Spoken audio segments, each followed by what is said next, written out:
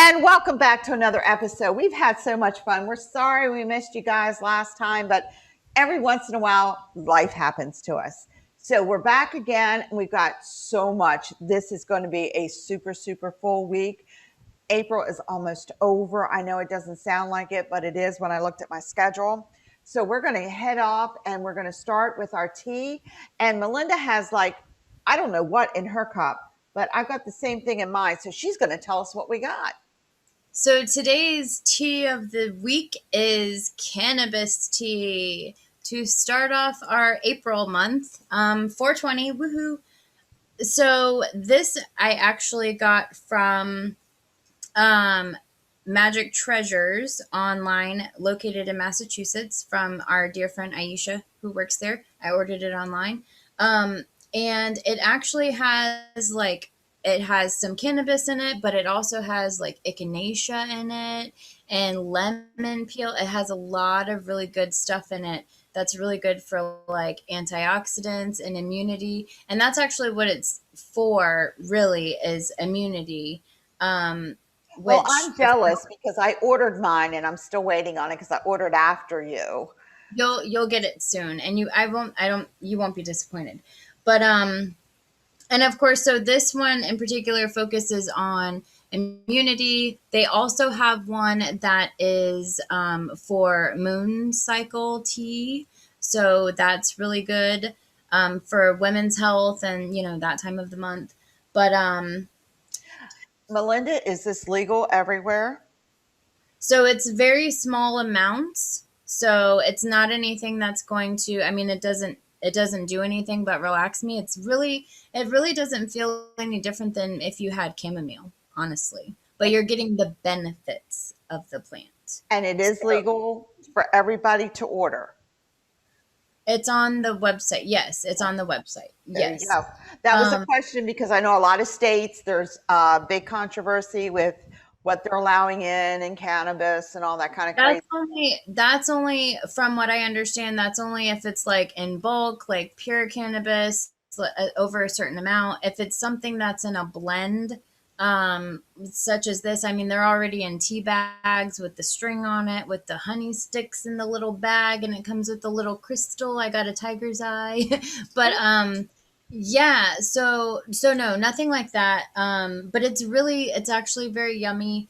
And of course, with my allergies, I could always use immunity boosters.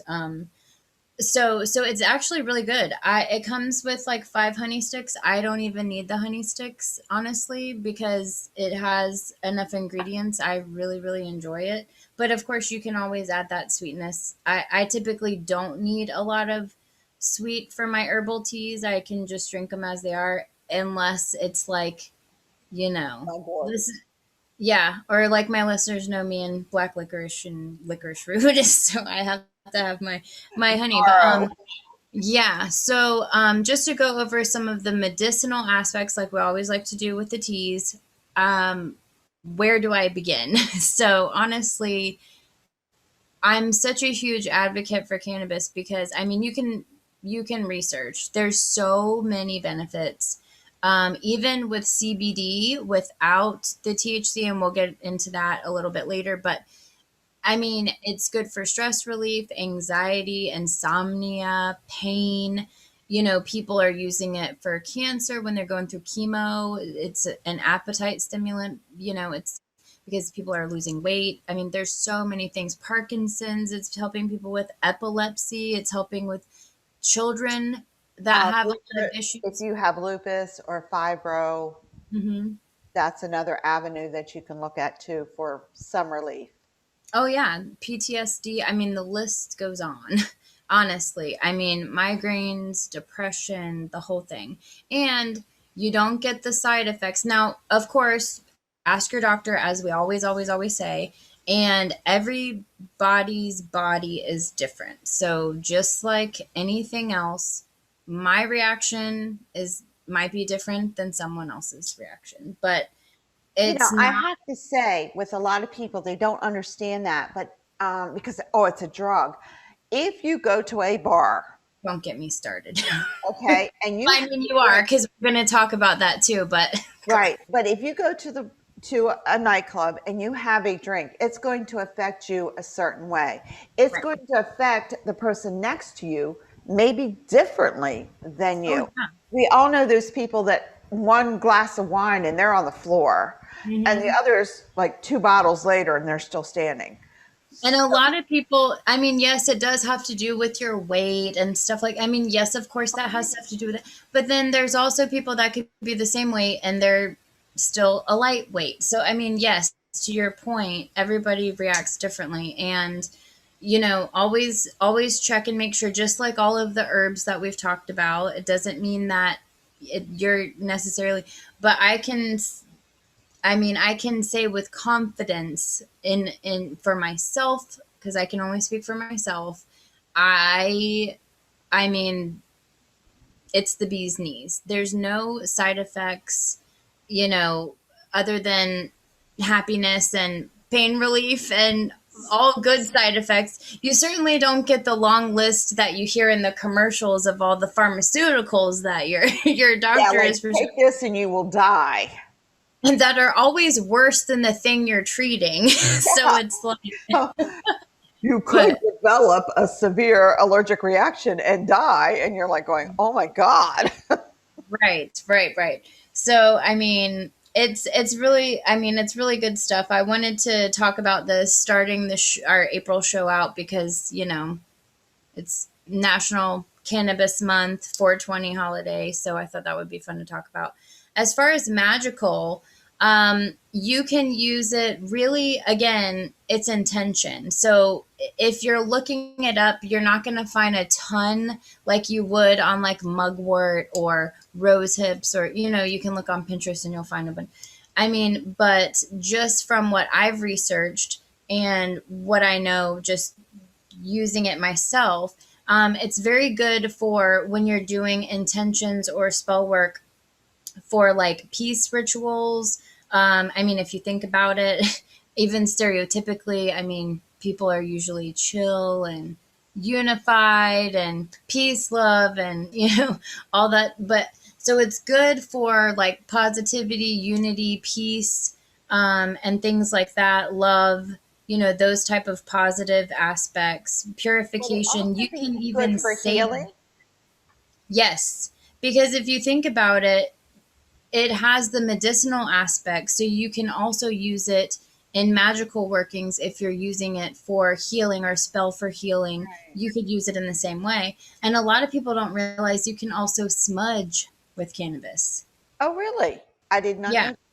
it's up to the person's preference whether or not they feel like they're wasting it rather than consuming it, but you Yeah, I can can see that fight going on in your brain right now. you can do it though. You can. It's very, and what we're going to be talking about tonight, or my part of what I'll be talking about tonight, is some of the history on cannabis, because it's a very spiritual practice and it has been for thousands and thousands and thousands of Now, years. would this be something that you could use for a psychic tea? Oh, absolutely. Because I'm just Absolutely. thinking you need to sometimes, I mean, our world is so stressful that sometimes we need to, I don't know, wind down to get to our psychic level anymore.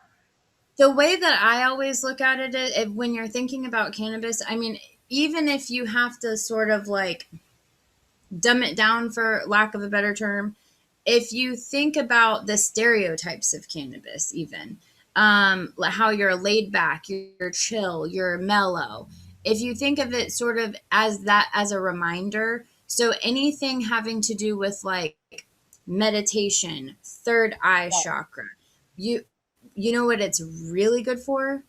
Shadow work. Really? Shadow. Oh yes. The really good thing, and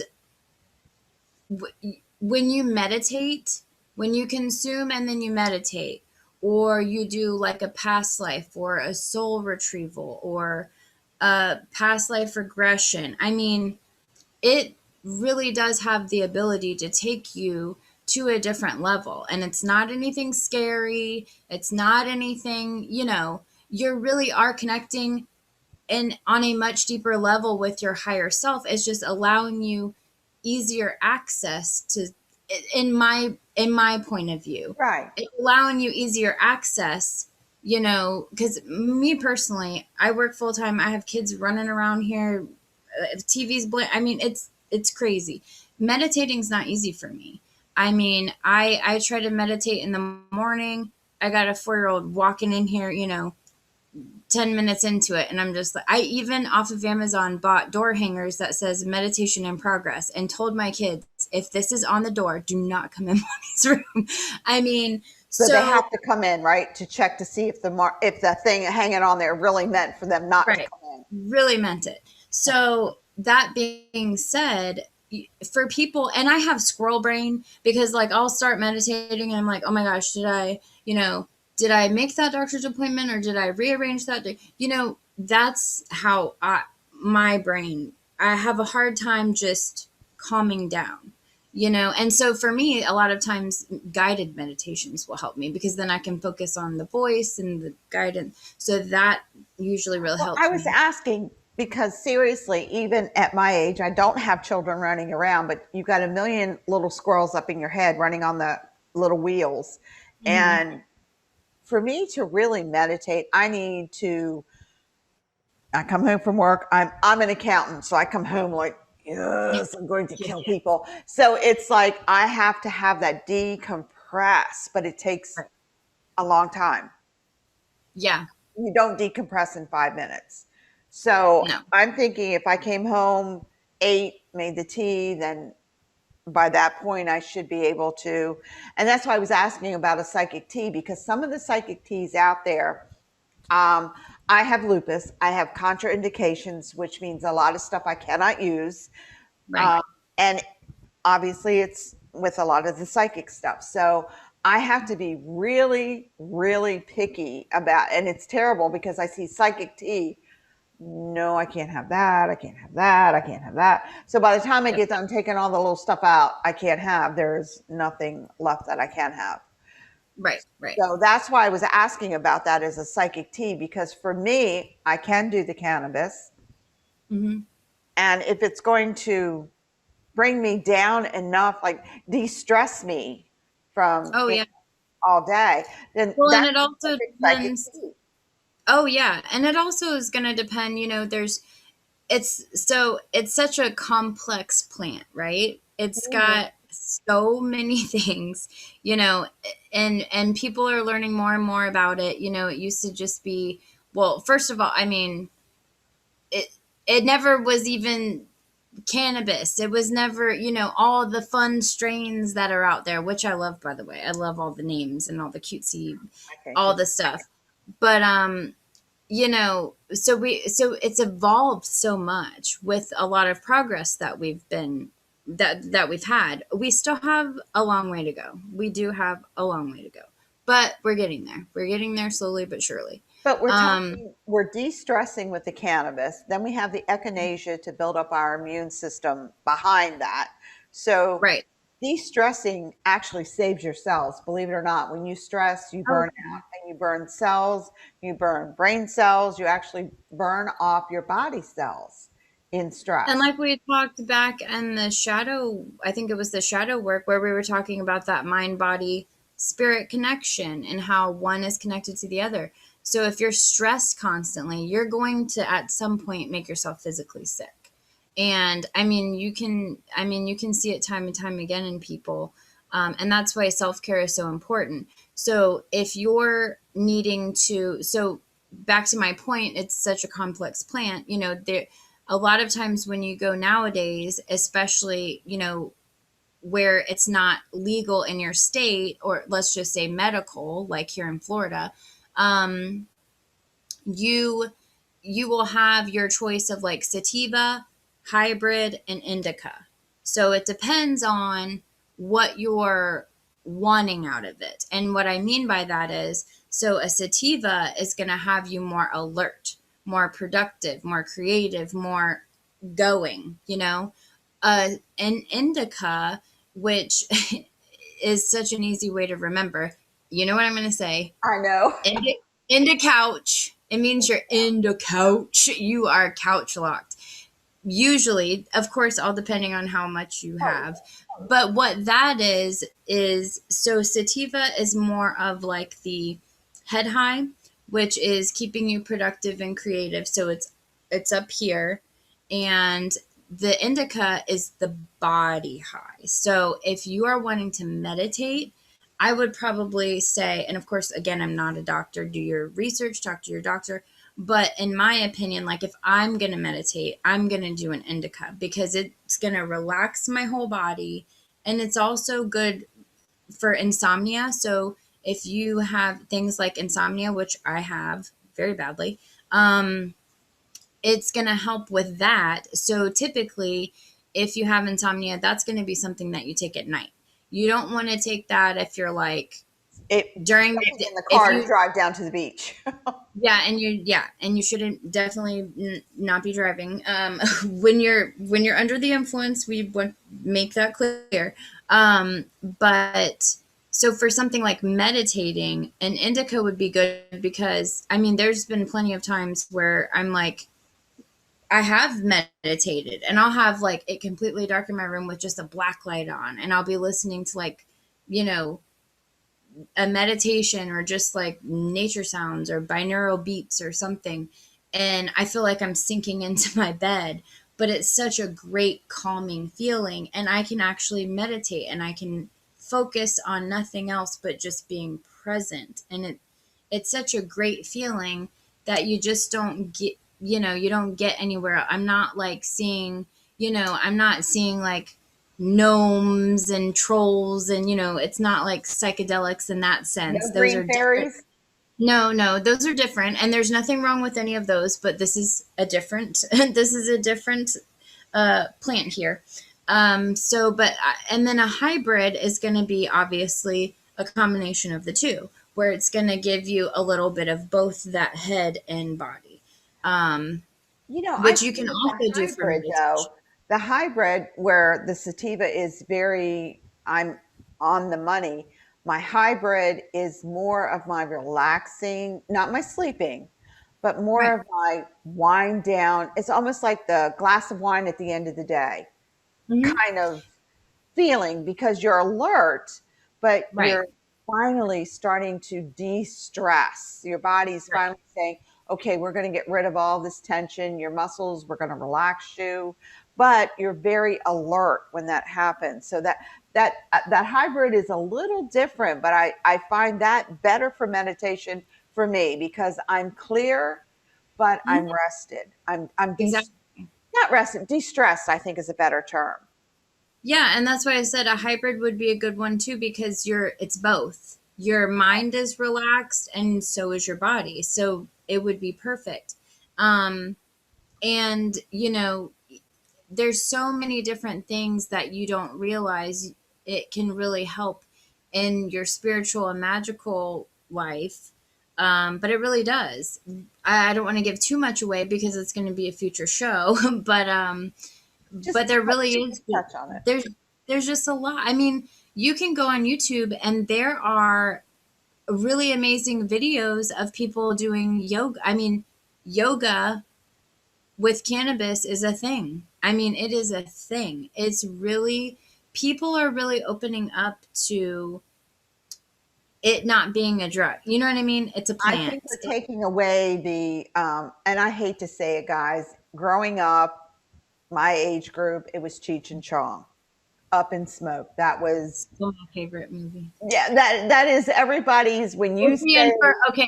So go, for you it's Cheech and Chong. For my generation it was Half Baked with okay, half baked. with yeah, so same difference, So but I yeah, love but you grow up with that, and that's where your mind is because that's your first.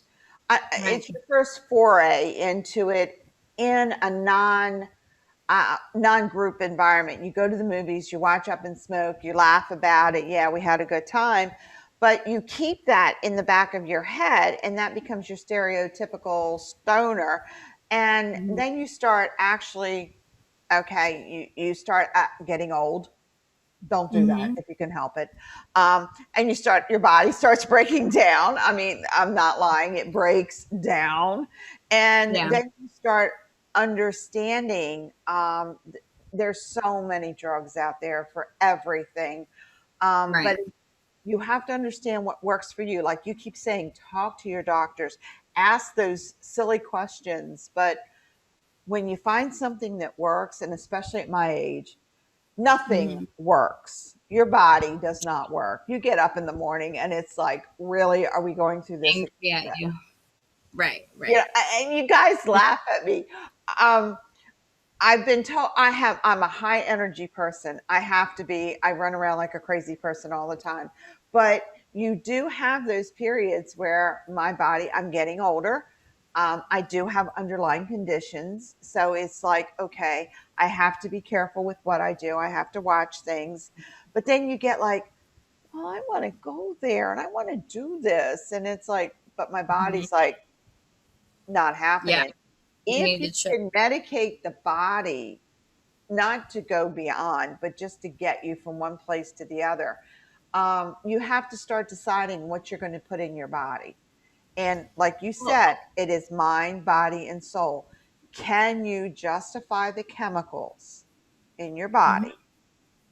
Can you relate to those chemicals? And how are those chemicals going to ultimately be with you? There are certain drugs that build up in the liver over a period of time. You Right. have to have tests done to make You sure. have to be careful even with ibuprofen and Your NSAIDs. You stomach. can't have too much of that because it thins the lining of your stomach, and that's an over the counter that anybody, it's just we're so trained about certain things in our society that if we don't take the time to do the research ourselves, we don't know any better. We just don't know any No. better. And And like I I would said, tell everybody out there, be your own advocate because no one is going to advocate for you at your doctor's office. Um, no. you sit there and the doctors, and I'm going to be honest with you, a lot of doctors, the only reason they know about the drugs they're prescribing is because those people have come into their office, the reps have, and they might have it on their pad, they might have a ruler, they might have a pen with a name on it. There are Mhm. so many new drugs every day. There's no way a doctor can keep up with them. Let's be really, really frankly honest. So they're prescribing something they were told might help you. I So had a friend tell me she was in nursing school, and the doctor that she worked with said he point blank told her they do not teach us how to prevent illness in medical school. They only teach us how to treat it. now, if you So go that back to right there is before all of this, when we were, hunter gatherers, if the shaman didn't keep you healthy, he did not get paid. Now right. think about that. You didn't Mhm. pay him if you were sick. You only paid him if you were healthy. Right. His That was his whole job, was to keep your butt healthy.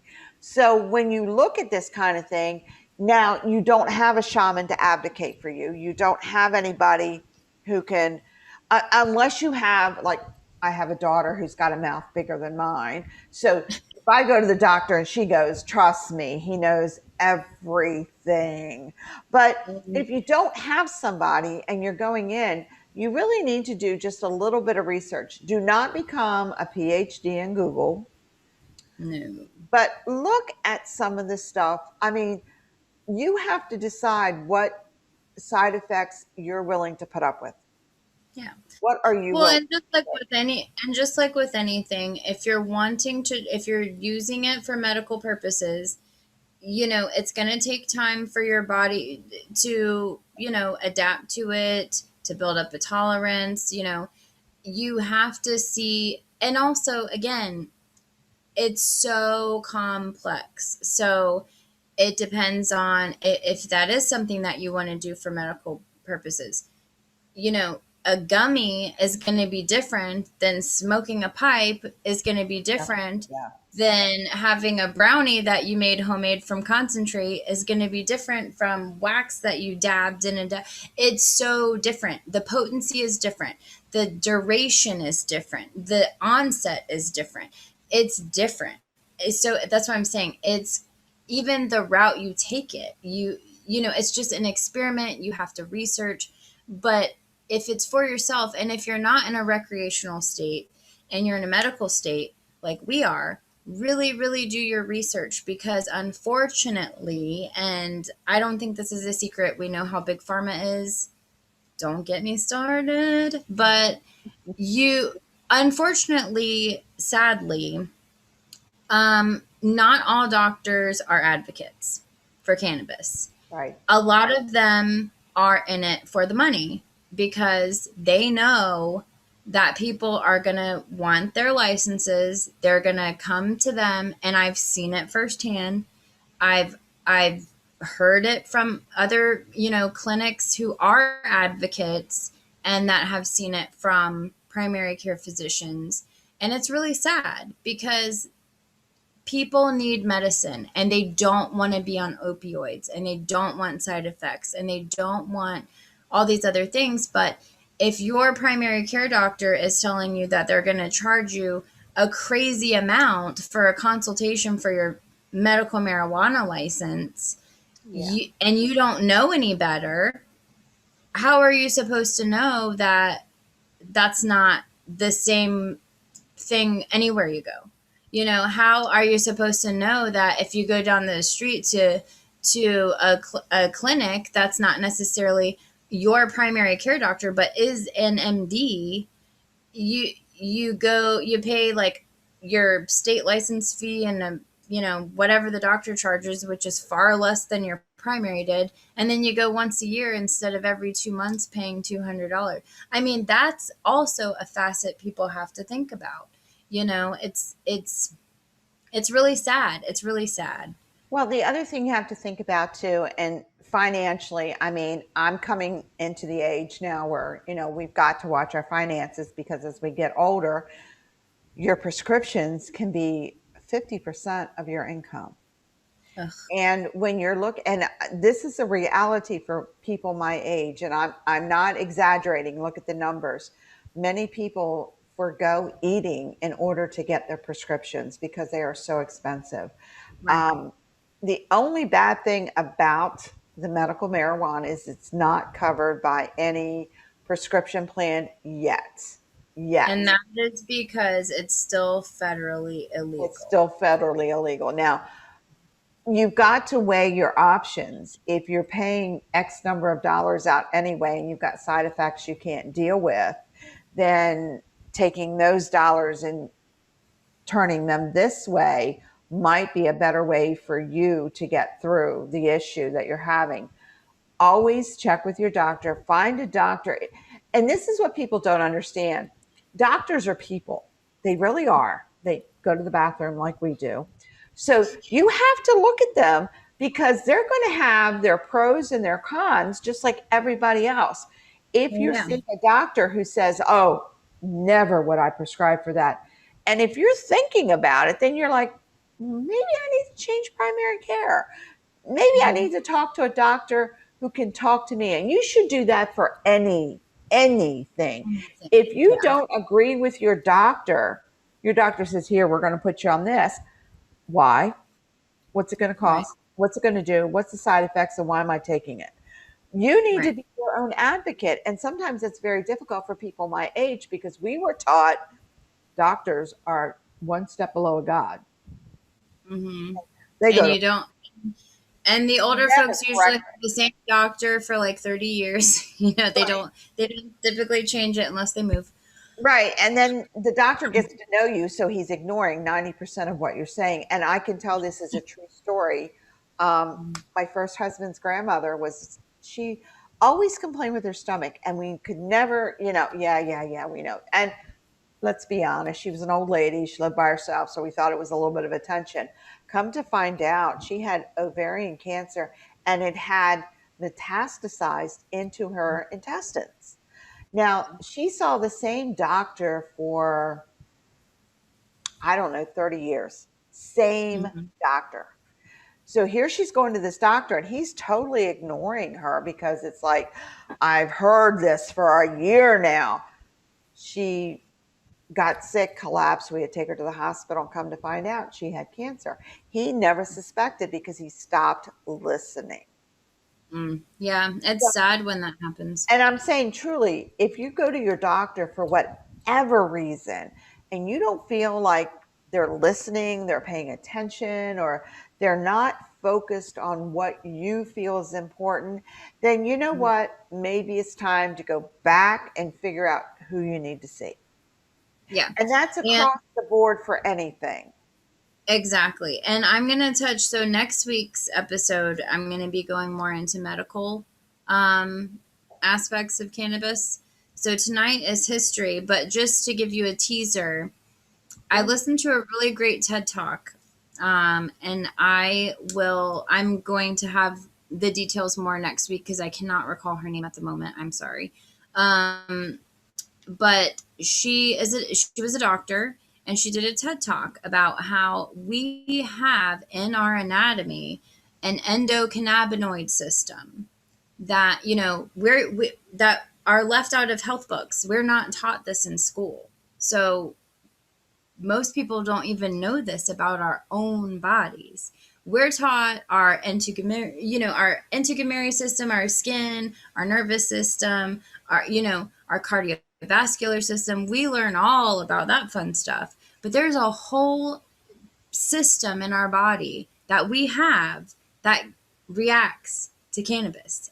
And that's why it works so well with our bodies. And that's why our bodies react the way that it does, because we have receptors in our brains that respond to the cannabinoids in the plant. So when we consume it, it is reacting to our natural body system and it is creating those changes. So you mean to tell me that in my body is already pre-programmed to accept the cannabis into it? Yes. Okay. So You have, genetically, I'm programmed to take in cannabis. yes, we have cannabinoid receptors in our brains that react to the molecules of a All right. cannabis. You I'm have going to to go into explain it to next week. me. I'm going to Okay. go into it next week. I I promise you. know, but I have to know. This is my question because I mean, look, I was born in the 50s, so I'll give you that much of a clue.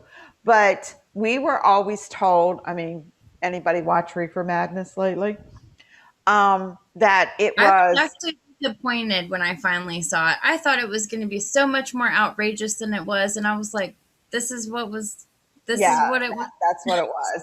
I thought it was But going to be you're way more. telling me that I'm already built and programmed to accept this into my body for my body to use as needed where it's needed. So it's Yes. already done up here.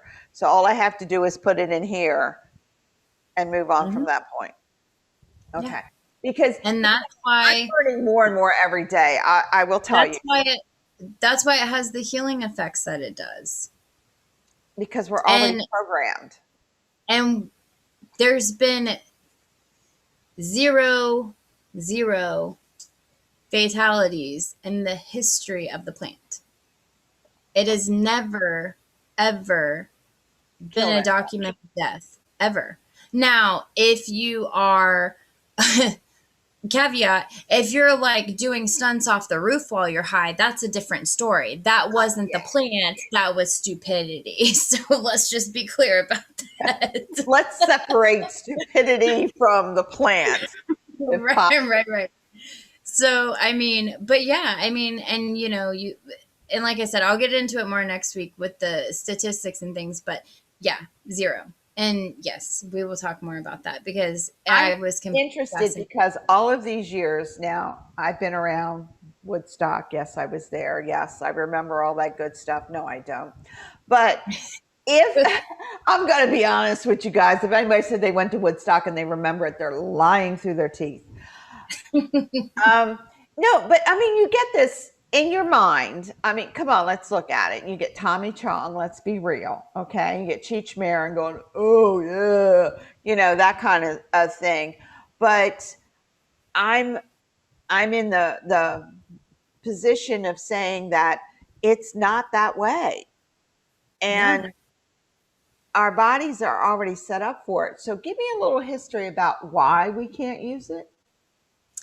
So, the history, and actually, there's a lot of good information. So, I found some of it on history.com. I found a couple of different sources, which history, if you go to history.com and you look up um, history of cannabis, there is like a little 3-minute video that shows an actual little clip of a film that was done in the 1930s that was made against prohibition and or for prohibition, excuse me, for cannabis. And I mean, I watched it, of course, and it has little like snippets of facts and things like that.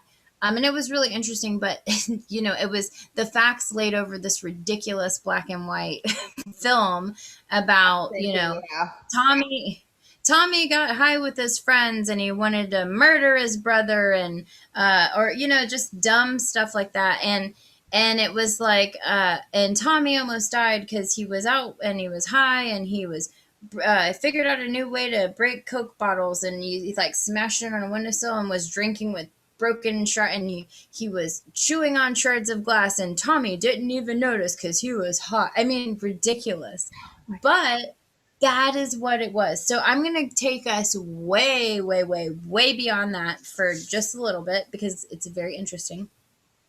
So the oldest known written record on cannabis comes from the Chinese emperor Shen Nung. And I'm probably mispronouncing this, but it's Nung, Nung, in 2727 BC. Now think about that for a second. Yeah. 2727 BC. And he used it to prescribe cannabis infused tea to help with treatment of gout, rheumatism, and even malaria. Even way, way, way, way, way back then. So, most cultures did not grow the plant to get high. They used it for herbal medicines. And if you look at a lot of history, a lot of resources showed the Chinese emperor, they brought him up specifically. But when it comes to more records, a lot of it starts appearing in Asia around 500 BC. So there's like a big gap there. Well, part of that gap is probably we haven't found what was written, or what was written has Right. fallen apart at this point. Exactly. Exactly. And so it originally evolved in Central Asia before it was introduced into Africa, Europe, and eventually the Americas. And it was so used for medicine, but then it was also the hemp fiber from the plant was used to make clothing, paper, sails for the boats, rope, and also the seeds were used as food. The seeds. So yeah, the seeds, Wow. I hemp didn't seeds. know I didn't know you could eat the seeds. I'm sorry. So hemp seeds, you can, I mean, you could then, there's like some fiber in it and like some protein. It's not the same as if you had seeds that you were like growing a plant for consumption. Right. So it's different in that sense. Um, Now, because it was a fast growing plant and it's very easy to cultivate, I think for a full grown plant, it really takes maybe, well, depending on climate and things like that, 4 to 6 months. And I mean, like a 6 foot, depending on I mean, they can get really, really big. and so beautiful. Oh my gosh, they're so pretty. Um, and so it was actually widely grown throughout colonial America and at Spanish missions in the Southwest. And in the early 1600s, Virginia, Massachusetts, and Connecticut colonies required farmers to grow hemp at the time in the 1600s. Okay, I'm going to ask because I heard a lot of stuff, growing up about the hemp plant, but that supposedly made the strongest rope that people Hmm. could use. Yes, that is what I've heard as well. And also, people have made their homes out of hemp, which is it's called hempcrete. You can look it up, and it's similar to concrete, but it's supposedly stronger than that, and I mean, it's supposed to be very like Hmm. So legit, we're talking the plant has 4 million uses. It's not just basically. for one thing. It's not just for your body, mind, and soul. It's also for ropes and sailboats and clothes on your back. And a lot of people, the clothes on their back. I mean, people used it for all sorts of things to help with housing and farming and I'm everything. So many things. Um, and the hemp plants in the early days had very, very low. So it's called tetrahydrocannabinol. Cannabinol, which is known as THC. The chemical, and that's what gives you the mind altering or the high. That's the high. Yes. Um, And so there's also some evidence that ancient cultures knew about the psychoactive properties of the cannabis plant, and some started planting varieties of the plant to actually produce higher levels of THC for use in religious ceremonies or healing practice. So here where comes in Okay, what we were that's talking kind of like the peyote for the Native American. They used it about. for their Or their the ceremonies. Yep, And, yeah. Okay. exactly. Or like ayahuasca and the Amazon, things like that. Um, and also something, and I've heard this before. So, um, there have been burned cannabis seeds that have been found in the graves of shamans in China and Siberia from as early as 500 BC. Wow. So they would use them for rituals, healings. It was, they would burn it at funeral rites and almost like a smudging as a blessing. So it's kind of like an echinacea type thing that you can use for a million different things. Echinacea is like a basic immune system plant that you use Oh for yeah, everything. and that's what I mean. It really is like in my opinion, like the mecca. I mean, you can honestly use it for mind, body. I mean, spirit, because you can use it for spiritual aspects, medicinal aspects. I mean, and it's here in history. I mean, people have been doing the same thing for thousands of years for healings, for medicine, for food, for industry, building their communities, all sorts of stuff, to the point where the colonials were requiring the farmers to grow hemp. I mean, in the 1600s. Did your teachings take you to anything that what caused it to become illegal? Did you ever? Because I'm I've getting heard there. stories and I'm not sure I'm what getting I've heard is right. Yes, I'm getting there. So just a couple other neat things. So there was also, and I know I'm going to mess this up, and I'm sure Lord Don would know the correct way because I love how he just always rolls off the tongue with him. An ancient Greek historian named Herodotus, I don't Herodotus. know. It's Herodotus. Herodotus. Just okay, yeah. Described as the Scythians, a large group of Iranian nomads in Central Asia. Um, so he was said that inhaling the smoke from smoldering cannabis seeds and flowers to get high. So he was known as one. So again, finding more about the psychoactive effects. Um, Now, a big thing is in the Middle East. It's a big thing in the Middle East. And this is why. So, and they will call it, I mean, it will have a lot of names. You'll hear it called, pot, reefer. I mean, it goes on. But hashish, which is a purified form of cannabis smoked with a pipe, was widely used throughout the Middle East and parts of Asia about 800 AD.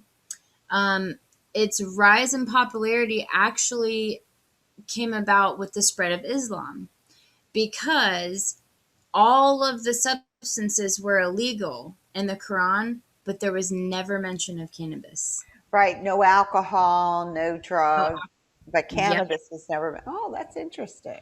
So it forbid alcohol and other intoxicating substances, but it never mentioned cannabis. So that's why it's such a big thing over there.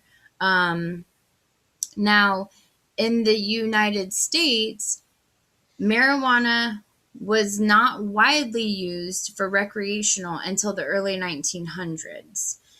Now, what sort of came about introducing that was immigrants from Mexico coming to the United States because of the Mexican Revolution. Right. Um, and that introduced recreational smoking to American culture.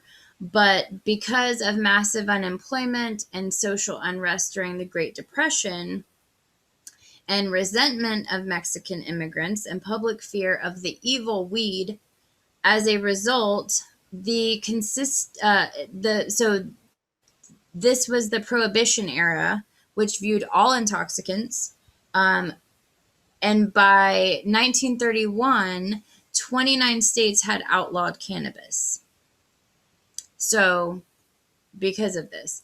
Now, in 1937, the Marijuana Tax Act of 1937 is what it's called.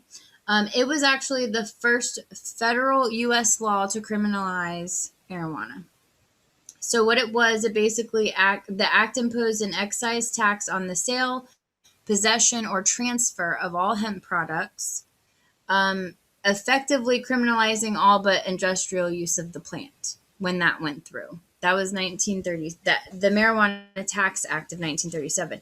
Now that's sort of what started it, but what really, really got things going into a nasty, ugly place um, was a little bit before that.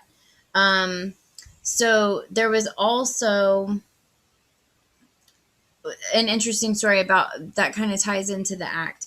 So there was a 58-year-old farmer, Samuel Caldwell, and he was the first person prosecuted under the act. He was arrested for selling marijuana on October 2nd, 1937, just one day after the act was passed. And he was sentenced to 4 years of hard labor, Can we say set up? right? So, and also, a lot of people don't realize, even with this. So, again, going back, the Tax Act of 1937 didn't make it illegal. It made it so it did criminalize certain things recreationally, but it was still a part of the United States pharmacopoeia. Um, and it would be prescribed as medicine until 1942. As a matter of fact, a lot of people don't know, before it was a red cross for the medical sign, it was actually a green cross. And it was adopted by the American Red Cross, which make it, when that came about, it made it red. But it used to be green that you see on all the hospitals and ERs and ambulances. It used to be a green cross, and that always interested me, being Wiccan and into my herbs and stuff. I mean, of course, I just loved that. I was like, yes, green, Mother Nature, rah. It's like, um, but and you could actually buy cannabis tinctures over the counter. I mean, at that time. They So, prescribed a lot of that for women's ailments.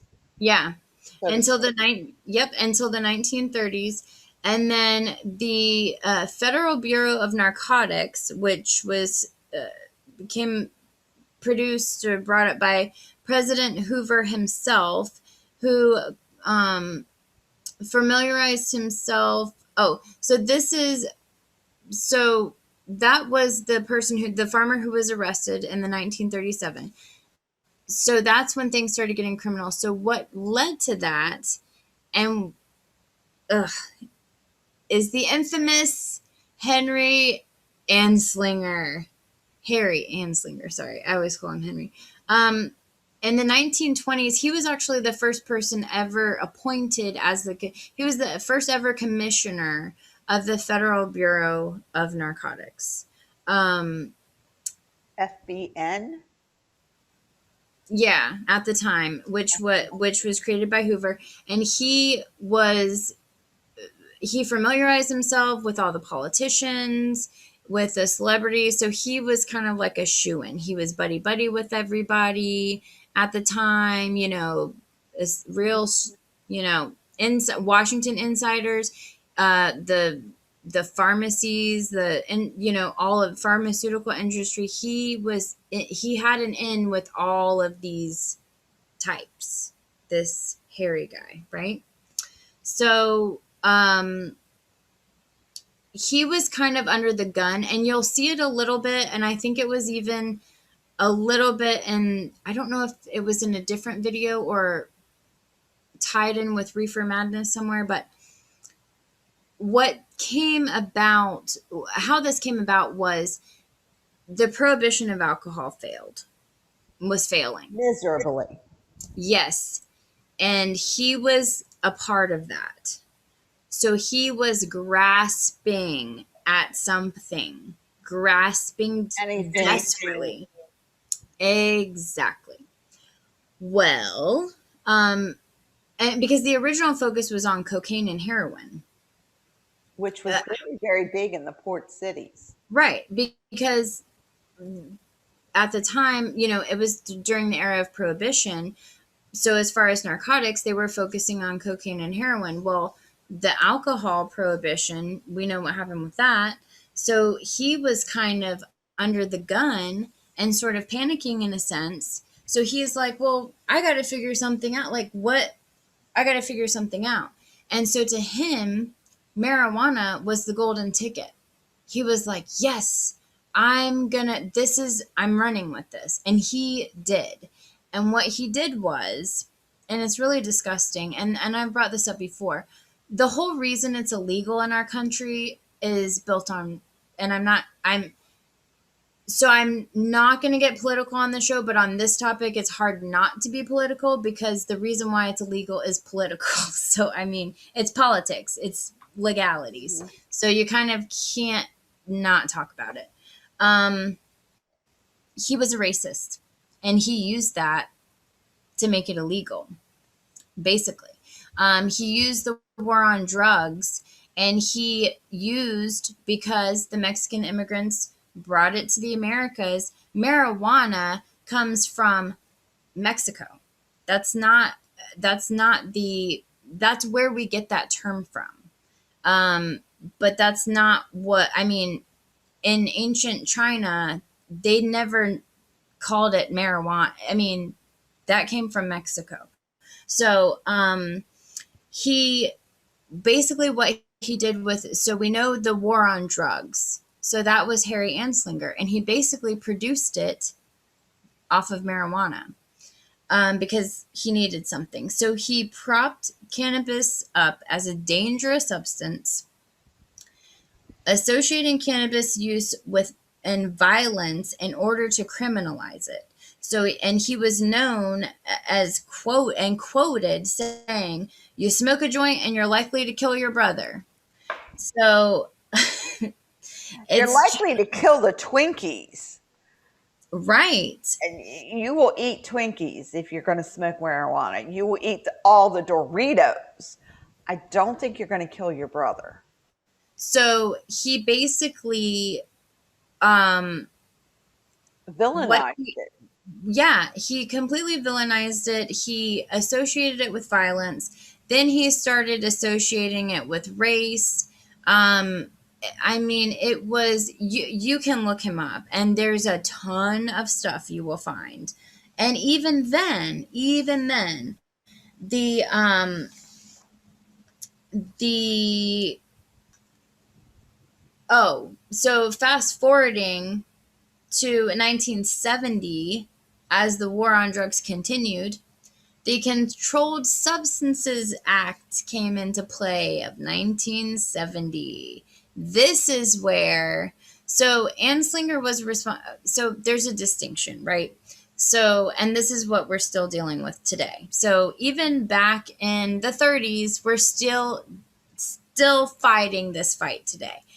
The difference is Anslinger's thing was criminalizing it, right? So people getting arrested and thrown into jail for it. How many times have you seen a cops episode where they're getting pulled over for weed? You know what I mean? Yeah, a half an ounce of weed. Yeah. Right. Not even. Going to take over the So, world with a half an ounce of weed. right. So that's Anslinger's thing. Now, the Controlled Substances Act of 1970 is what made it federally illegal and what scheduled it as a Scheduled 1 drug, which is the same as heroin, Yeah. LSD, and ecstasy, and also has no medical uses and has a high potential for abuse, is what was said. All righty then. We can see where that just doesn't even come close to fitting in. It not at all. And it was signed by none other than Richard Nixon. Tricky Dick had a part of that, huh? I Oh remember yeah, Tricky he Dick. was president. He was president, and he signed it. He repealed the Marijuana Tax Act and listed marijuana as a Schedule 1 drug. It was identified in the anti-drug programs like DARE. We all remember the DARE program in school. Oh, yes. Drug abuse resistance education, and that is where you heard the term the gateway Gateway drug. drug. Love it. If you smoke marijuana, you're gonna be hooked on crack and heroin and everything under the sun, and you're gonna die, you know. And Basically. and they even started bringing those commercials back of like, oh my gosh, they brought it back like last year or the year before, and it was the funniest thing I ever saw in my life. It was so funny. It was great entertainment. Um, it was like two girls sitting on the couch, like girlfriends, like teenagers or early 20s, and she's like Becky and she's high, and then she just starts like melting into the couch into a puddle, and then she's like and then it's like, don't be like Becky, you know. It's like, and she was pissed because she couldn't like hang out with her friend and eat popcorn and watch a movie because her friend was high. And then there was like another commercial where the mom was so upset because her son was died from marijuana. I mean, and this was stuff like as late as the 90s, these commercials. I have to ask now, see, I came in on the other end of things back in the 70s. I was in college. Don't Mhm. judge. Um, I know everybody's like, you were in college in the 70s? Yes, I was. We touched on it a little bit because I was in a business course and we were discussing the lobbyists and how lobbyists help get things passed or stopped. So we were focused on a lobbyist, and understanding where do lobbyists fit in the political system. Mhm. And our instructor brought up the fact that the Hearst family owned millions and millions of acres of forest, and they did newspapers. So they needed the forest to chop down to make the newspaper. Okay, it Mhm. makes sense. But they owned all this forest land. And my understanding, if I remember it right, give me a little break here. If you planted marijuana in the same area that you planted trees in, the same, dimensions, you would get 4 times as much paper out of the marijuana as you would get out of the trees and the logs. Yep. And they lobbied, the Hearst family paid lobbyists to tout how harmful marijuana was as a drug, Mm-hmm. stop it from being planted and harvested for paper because they owned all the forestry. Yep. So my instructor was telling us it was like one of the biggest successful lobbyist things that happened because the Hearst family was funneling, hundreds of millions of dollars into this because they owned all this forest land, and Right. they didn't want the marijuana planted because it would basically nullify their forest because they Yeah. get 4 times as much. So the trees would be 4 times as expensive, so they wouldn't get the value out of it, and the forest. Exactly. Now, did you come across that, or did I remember that incorrectly? No, I've heard that story. I didn't come across it in my research this time because I'm of the way that I was kind of doing my timeline. But yeah, I've heard that story as well. And sort of going back to your point and talking about growing, just briefly touching on that subject, and talking about how we were briefly talking about the medical earlier. It's you can't grow them in even medical states. Yes, you're As part of your garden or your medicine. And that's another part of the flaw because, they're not, the state's not going to make all that money if you're growing your own stuff. right. But the recreational play, I mean, because let's face it, if you make it recreational, a lot of people are going to, I won't say Yeah, a everyone, lot of a people. lot of people, you know what I mean? So they kind of, it makes up for it in a sense. But going back to the whole, yeah, I mean, that's the thing. It's like that's the joke. And everyone's like, "Oh, it's so bad for you. It kills your brain cells." I mean, how many times have you heard that? You're going to be lose all your brain cells and be dumb.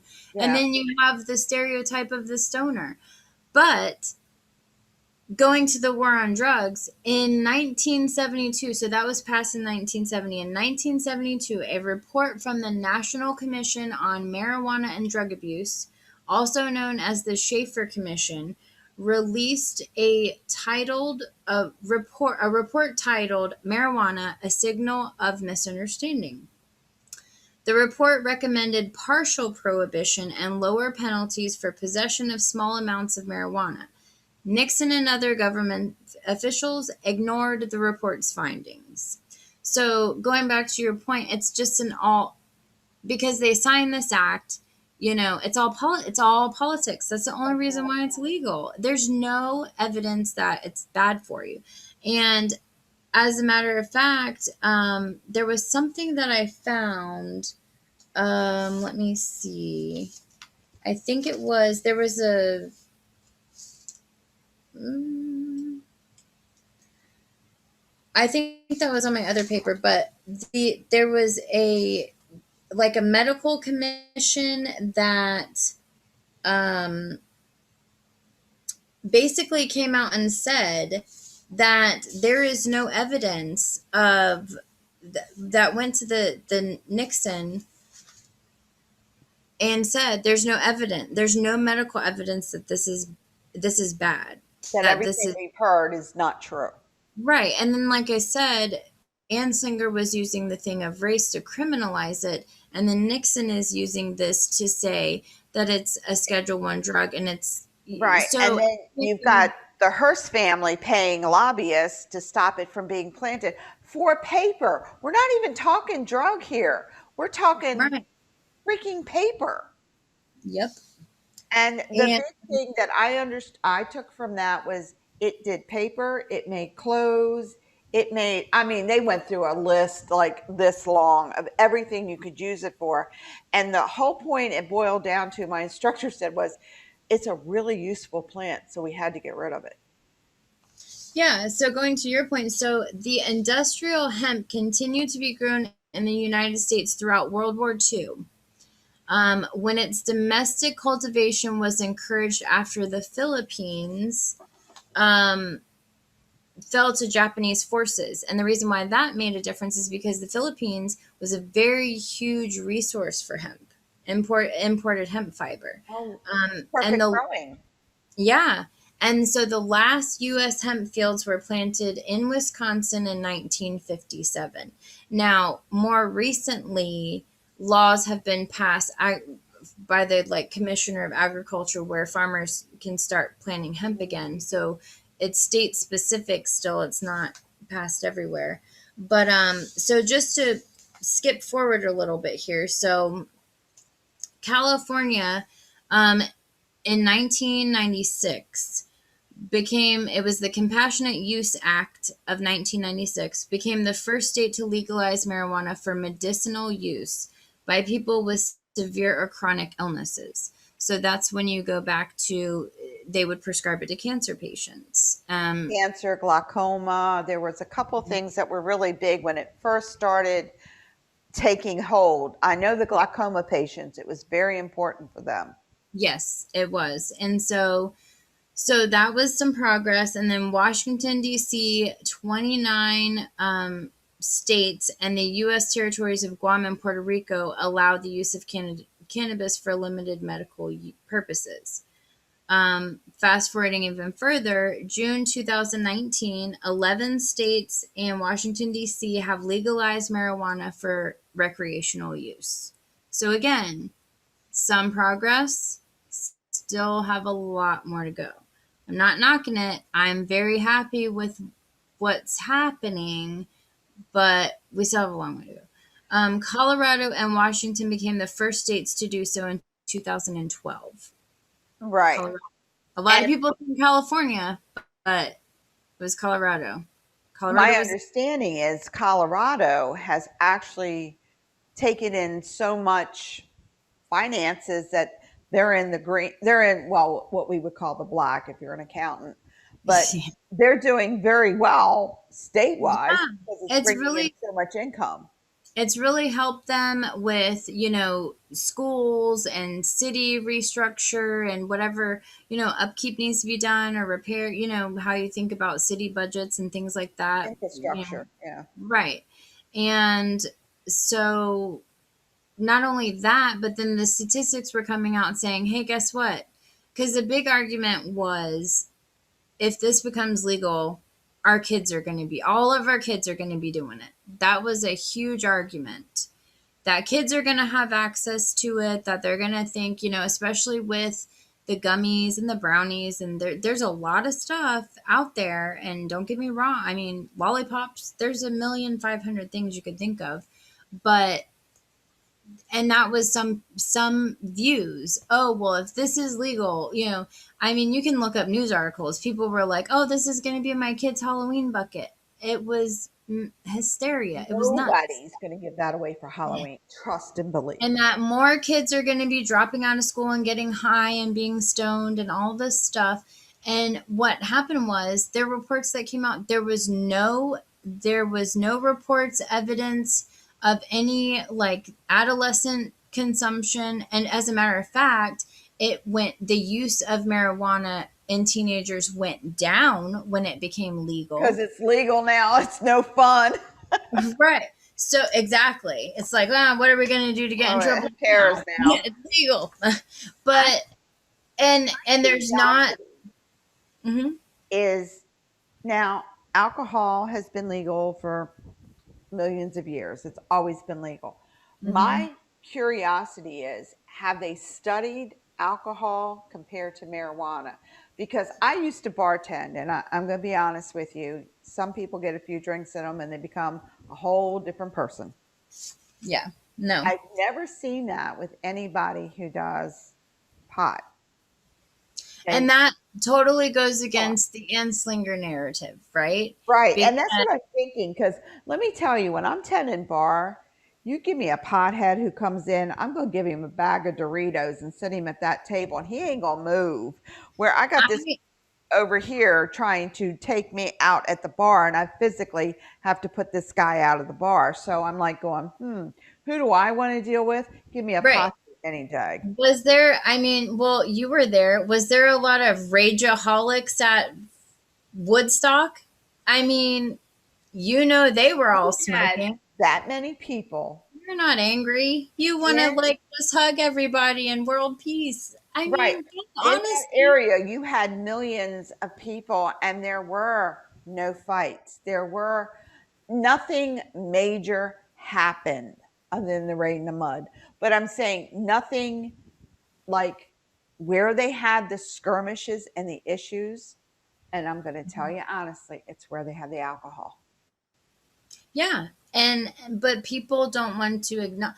I don't understand with the evidence because, like I said, after that was passed, after it was criminalized and taken out of pharmaceutical, the medical association came forward. It was the American Medical Association of something. I thought I made a note of it, but I didn't.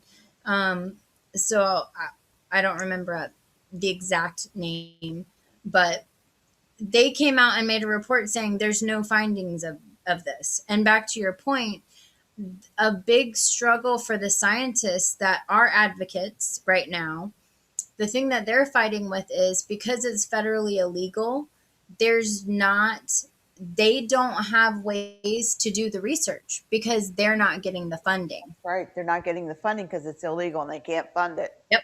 And they don't have a way to get funded. So it's ridiculous. It's insanity. And no matter how much evidence, I mean, there's good evidence out there. I mean, there's enough evidence, in my opinion. I mean, look, you have video evidence of a kid having violent seizures. You give them a little tiny, pea-sized thing of Rick Simpson oil, which is a concentrate, very high potency concentrate of THC, and it's the only thing that gives them relief. I mean, there was a local girl here that moved away from Florida, and before the medical was passed, and actually during this time, it was the first time on the ballot, and then it didn't go through the first time. But this was during that time, the first time. Yeah. And she was begging and pleading on the news. Oh my gosh, it was so heartbreaking. And her daughter's name was Charlotte. And she, because it didn't pass, she was traveling to Colorado for her daughter's treatments. Wow. And she lived here in Jacksonville. And um and then when it didn't pass, I think they finally moved to Colorado because it wasn't worth their That daughter's would life. make sense. Yeah. But you know what the coolest thing is?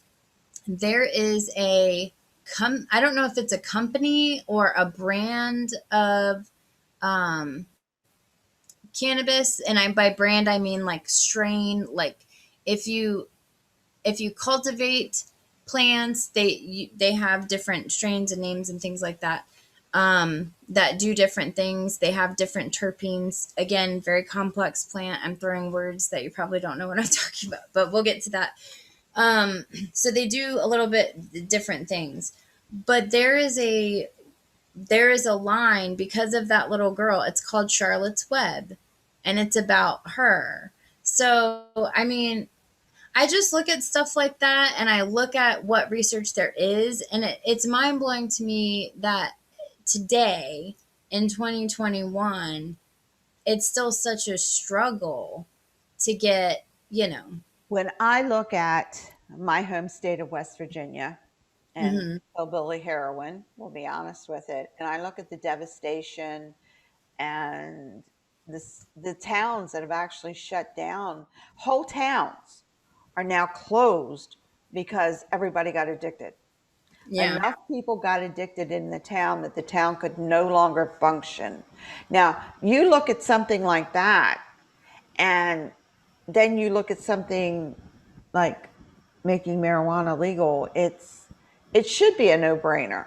I It really just feel like should be. we could be using our energy on so much bigger things. And when it comes to something about healthcare, I mean, again, not trying to be political, but it's just like it goes back to the whole why if I choose, and I don't like taking pills, even Tylenol. I've never liked take. I don't know. I just never liked it. Even as a kid, I don't. If I have a headache, I'll try to listen to Zen music or I just don't. I mean, I will if I have to, um, but I don't really have a reason. I just never liked it. And so it's like if I have something that's going to take away my migraine, my back pain from two kids and being overweight and three car accidents and one being with a semi truck, and you know what I mean? It's like, and my anxiety and my depression and my bad knee that I got one time in roller derby practice. I mean, it's like, and I'm only 34, but it's like, hey, if this one thing can help all of that and I'm in a good mood, I'm for it. It's like Well, I'm so I grant you, and I mean, let's look at America's infrastructure and people. The age of the average American is going up. Um, oh, we're not birthing as many children as we used to. So right, the aging population, and I can say that is one of them. As we get older, your body breaks down. There's just no way right. around that. And all the little stuff that starts to break down and you start to have issues with, you're presented with, you can take these pills that you can get addicted to. Thank you. Right. Or what are you going to do? You're going to suffer.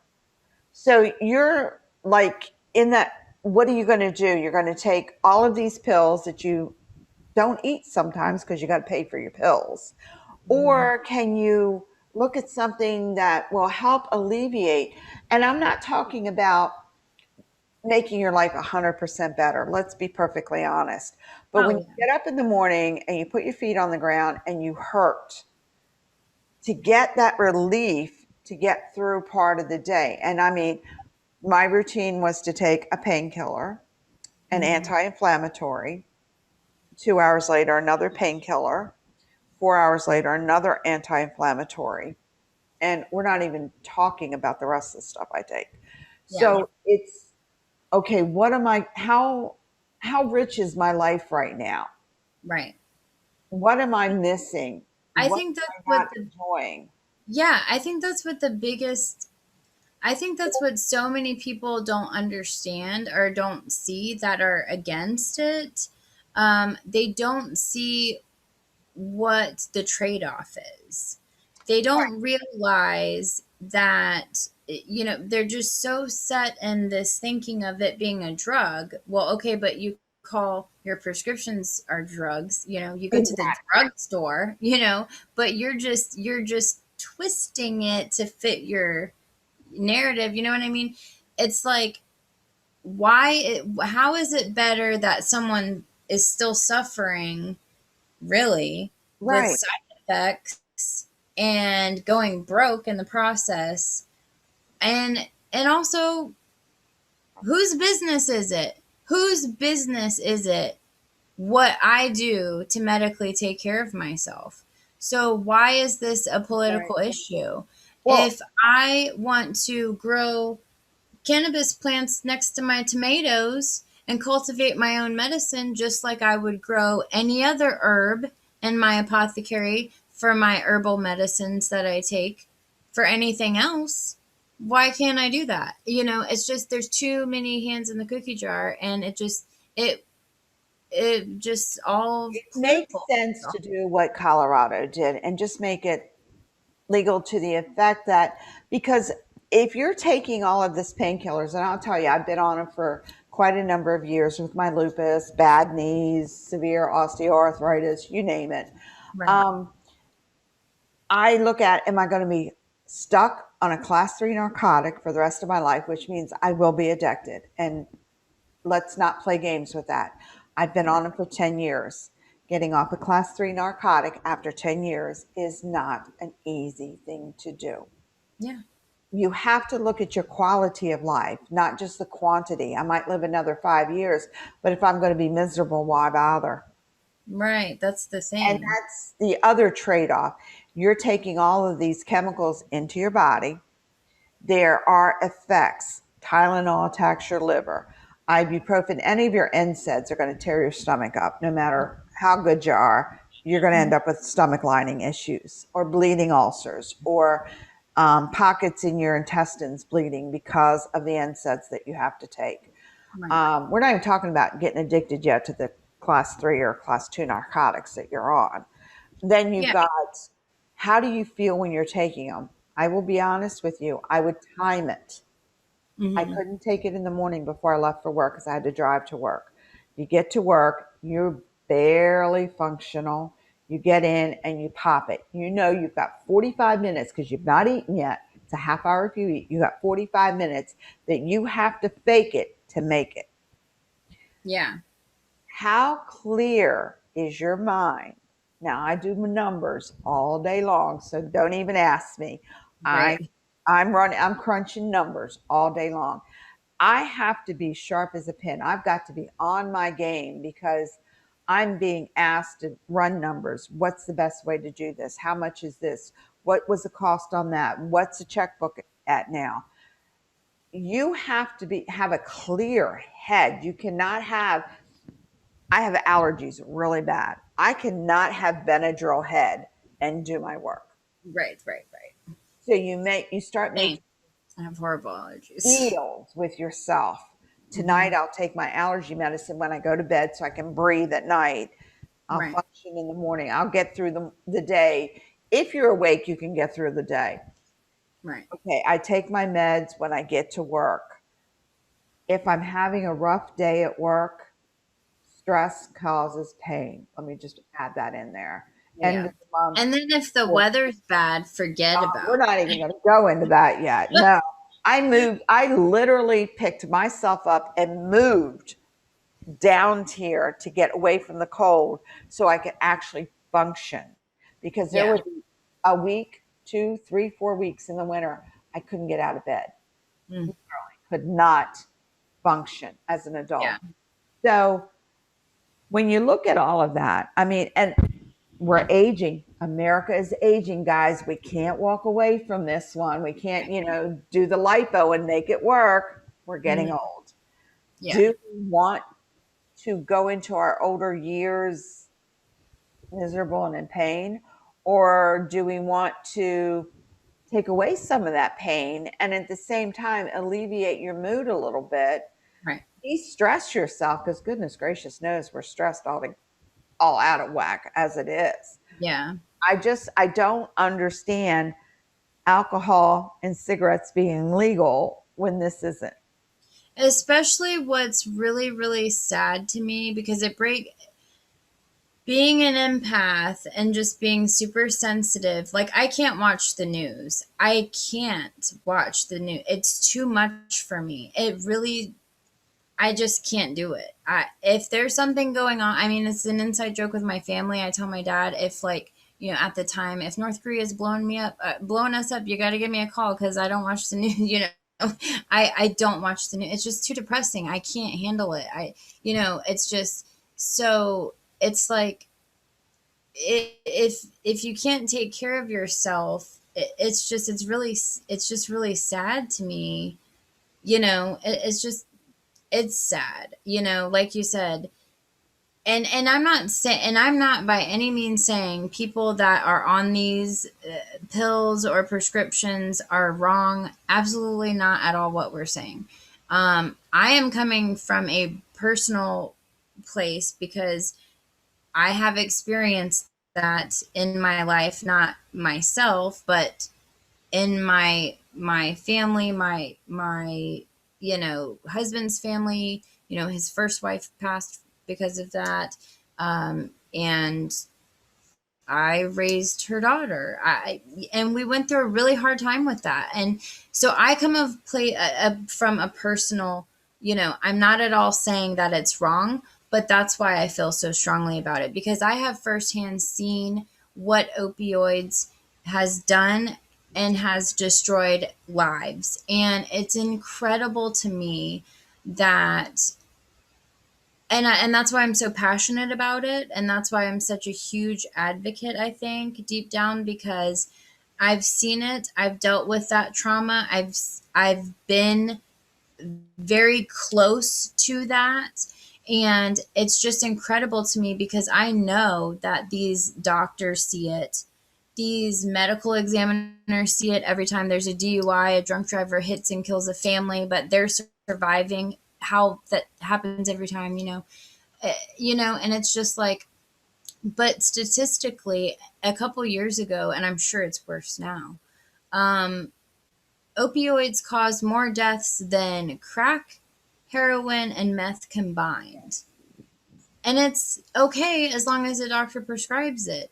Meanwhile, zero deaths from cannabis, it's a no brainer.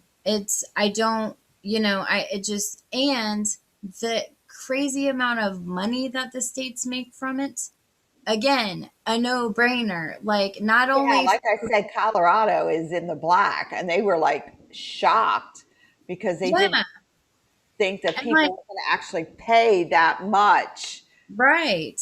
And And like people and like there's restaurants in California that have like there's like cannabis restaurants and it's like a thing.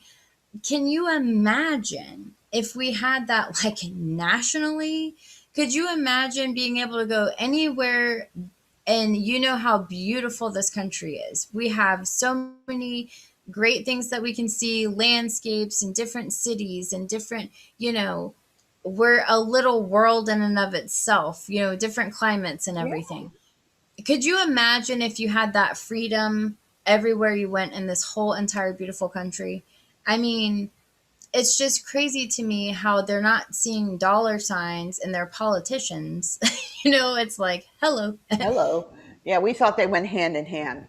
It just go, but like I said, listen, I understand. I am very pro Eastern and Western.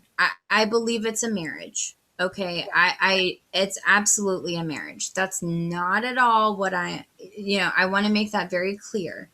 Um, but the opioids, I mean, it's all over the news. It's not a secret. This country, we are in a crisis. Yes, we I are. mean, on the opioid. So it's like, and there's so many. I'm a part of so many cannabis groups on Facebook, and there's so many people that are get off of opioids because of cannabis, because it treats what they need to be treated. But wait a minute. The movie said that that's a gateway drug. Right. Right. That's the thing. And it goes into a whole other thing of like, society. I mean, there's a whole other ball of wax of what you have to deal with being, a I think can mom. It's a whole I think stigma. it's going to be a few years, but I think we're finally starting to wake up. And I think part of what is happening as America ages, and let's be honest, we are now at an unusual situation where we have more elderly than we do have young people. We're at a tipping because many people are delaying having children or they're just not having children. Right. Where before you had 10 or 12 kids to help on the farm, now you're deciding even if you're going to have one. Right. So the aging population is like, okay, now it's our time. Hmm. We want to enjoy, we're living longer, we really are, but what is our quality of life? Right. If I'm going to live 5 more years and I'm going to be miserable those 5 years, it's not worth it. But if I'm going to live 3 years and you can give me something that's going to make me happy for 3 years, well, then that's a whole nother issue. And I And think it really has helped me immensely with like stress and anxiety and depression. And, there's a whole stigma of being a consumer and being a parent. A huge stigma. I've That, heard that one before too. oh, Well, it's funny. In Florida, of course, in Florida, we have a huge elderly population, let's be honest with you. And the joke in Florida, and there's several, but one of them is that, there's nothing to do but drink. After you're retired, what do you do when you're bored? You drink. And I'm thinking, oh, that's great. They're all going to be, alcoholics. And when you look at that, that's legal. That's okay. You can do that. because it's legal. So you can go out and stay drunk every day, and that's okay. And I do And know you people who do that. right. And then you go back to the DUIs. And you know what's funny to me, and I'm sorry not to cut you off, but just before I lose it, because I may. Um, what's funny to me, you talk about how alcohol is legal. The another thing that they don't talk about is they'll say, "Oh, if it's legal, a thing that I think like Polk County Sheriff, somewhere in Florida here Judge was on, Brady.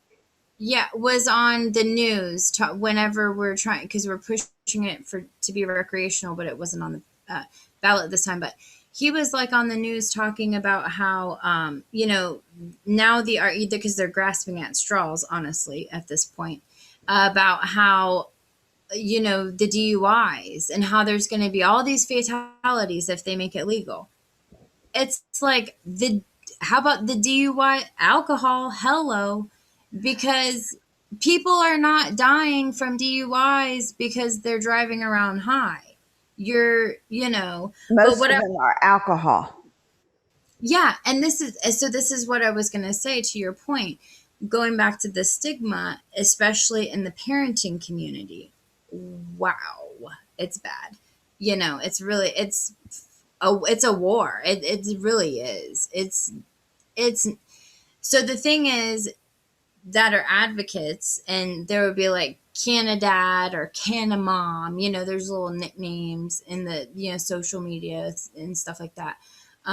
But the fight is to make and it'll be like a picture of a cute girl with a bong or a joint or whatever, and it's or even not the picture, just the words, but it cycles in all these circles, all these canna parenting circles that I'm in on Facebook.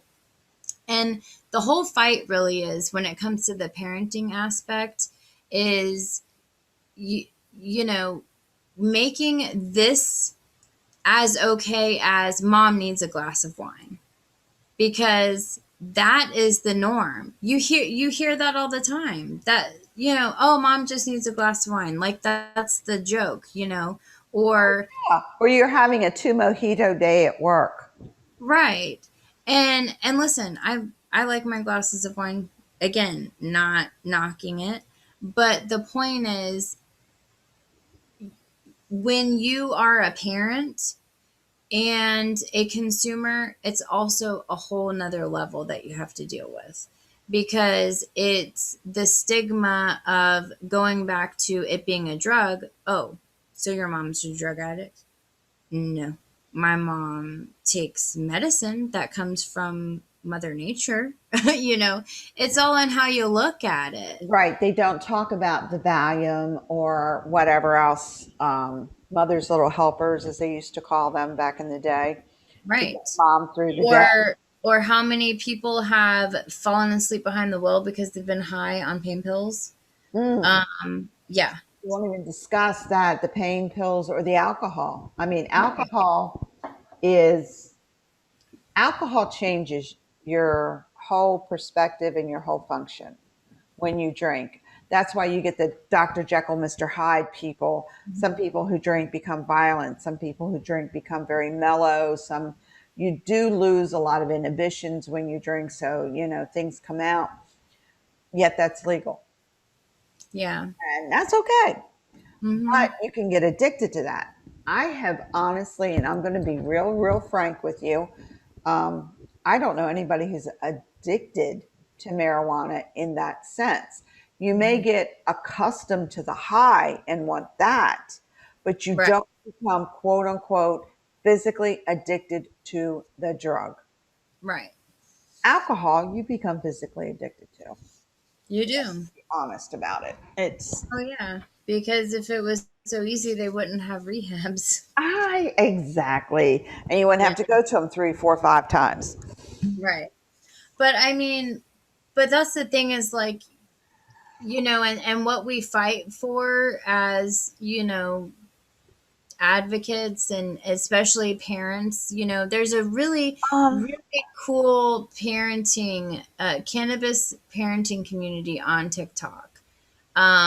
it's a really big community. It's really, I mean, usually any community on TikTok is pretty encompassing and positive, and but it's a really it's big. But it just going on all sort of all facets here. So you have like the so we're talking about both sides, right? So look at the money, look at the health aspects, and then you have the ridiculous, DUIs and the all this.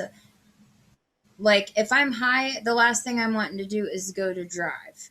And now with Uber Eats, I if I want Taco Bell, they can come to me. It's like Exactly. no one wants to, you know, it's just it's all political. Like I said, hopefully we keep moving in the right direction. I mean, obviously that's what everyone wants. Um, It's just funny. Years ago, you had herbs, and that's all you had. Then we found out how we could extract things from the herbs. We made pills. right. That's all we had. Mhm. Now we're going back. The doctors are telling you, no, no, no, the pills aren't good anymore because the addiction and all the other consequences. So now we're going back to herbs. Right. And Exactly. it's And like, more natural things like we've talked about, like meditating and journaling and and eating using healthy. That's all part echinacea of it. tea for your immunity, using chamomile to Yeah. calm that down a little bit and get your stuff together, because sometimes you just need that 2 minutes. And we've all Yeah. been moms, and it's like, Because wait till I take because my coat off before you talk to me. because at the end of the day, it's just a plant. Like what are you so afraid of a plant for? It's It's, I mean, if you're going to look at it like that, look at belladonna. Look at right. digitalis. Digitalis saved people. Foxglove saved lives. It still Oh yeah. does, Mhm. but it can take your butt out too. Mhm. So it's anything out there. There's always going to be a pro and a con. And it's not for everyone, and we're not trying to sell you on cannabis. We're just, I'm an advocate, I so think I'm we need to naturally get going enough information for you yeah. as an individual. If you're fed one line, okay, come on, let's face it, Reefer Madness, Cheech and Chong. I mean, I can remember the it was a show, I think it was called Emergency or something. It was on many, many, many years ago, and it was one of the first like Emergency fighter 911 type. with William Shatner. No, Emergency that wasn't 911 in the William 90s. Shatner. It was Uh, before him. It was with Randolph Mantooth. I remember oh, him. yeah. So they had a scene in it where the two adults were high on pot, and this was done in California. Okay, and Of this course. was in the, I'm going to say the That 80s. was also the other stereotype. Right. This was in the late 70s, early 80s. And the reason I remember, my father was still alive and he was a firefighter. Mhm. And they were talking about, they found the kid floating in the tub because the parents were high on pot and didn't know where the kid was. I'm sitting Yeah. there going, let's exchange that for alcohol, and I'll believe it. Yeah, because I mean, you think about it. With if you've been to a party and there's been someone passed out drunk, they're not getting up. Right. And that's It- what I'm not being, I mean, let's face it, in the 60s, it was drugs, sex, and rock and roll. That was right, our right. theme. And that's Yeah, what we truly believed.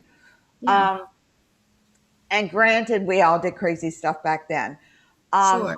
Times have changed, and now we've got to start looking at our aging bodies. We've got to start looking at where we are going to go from here.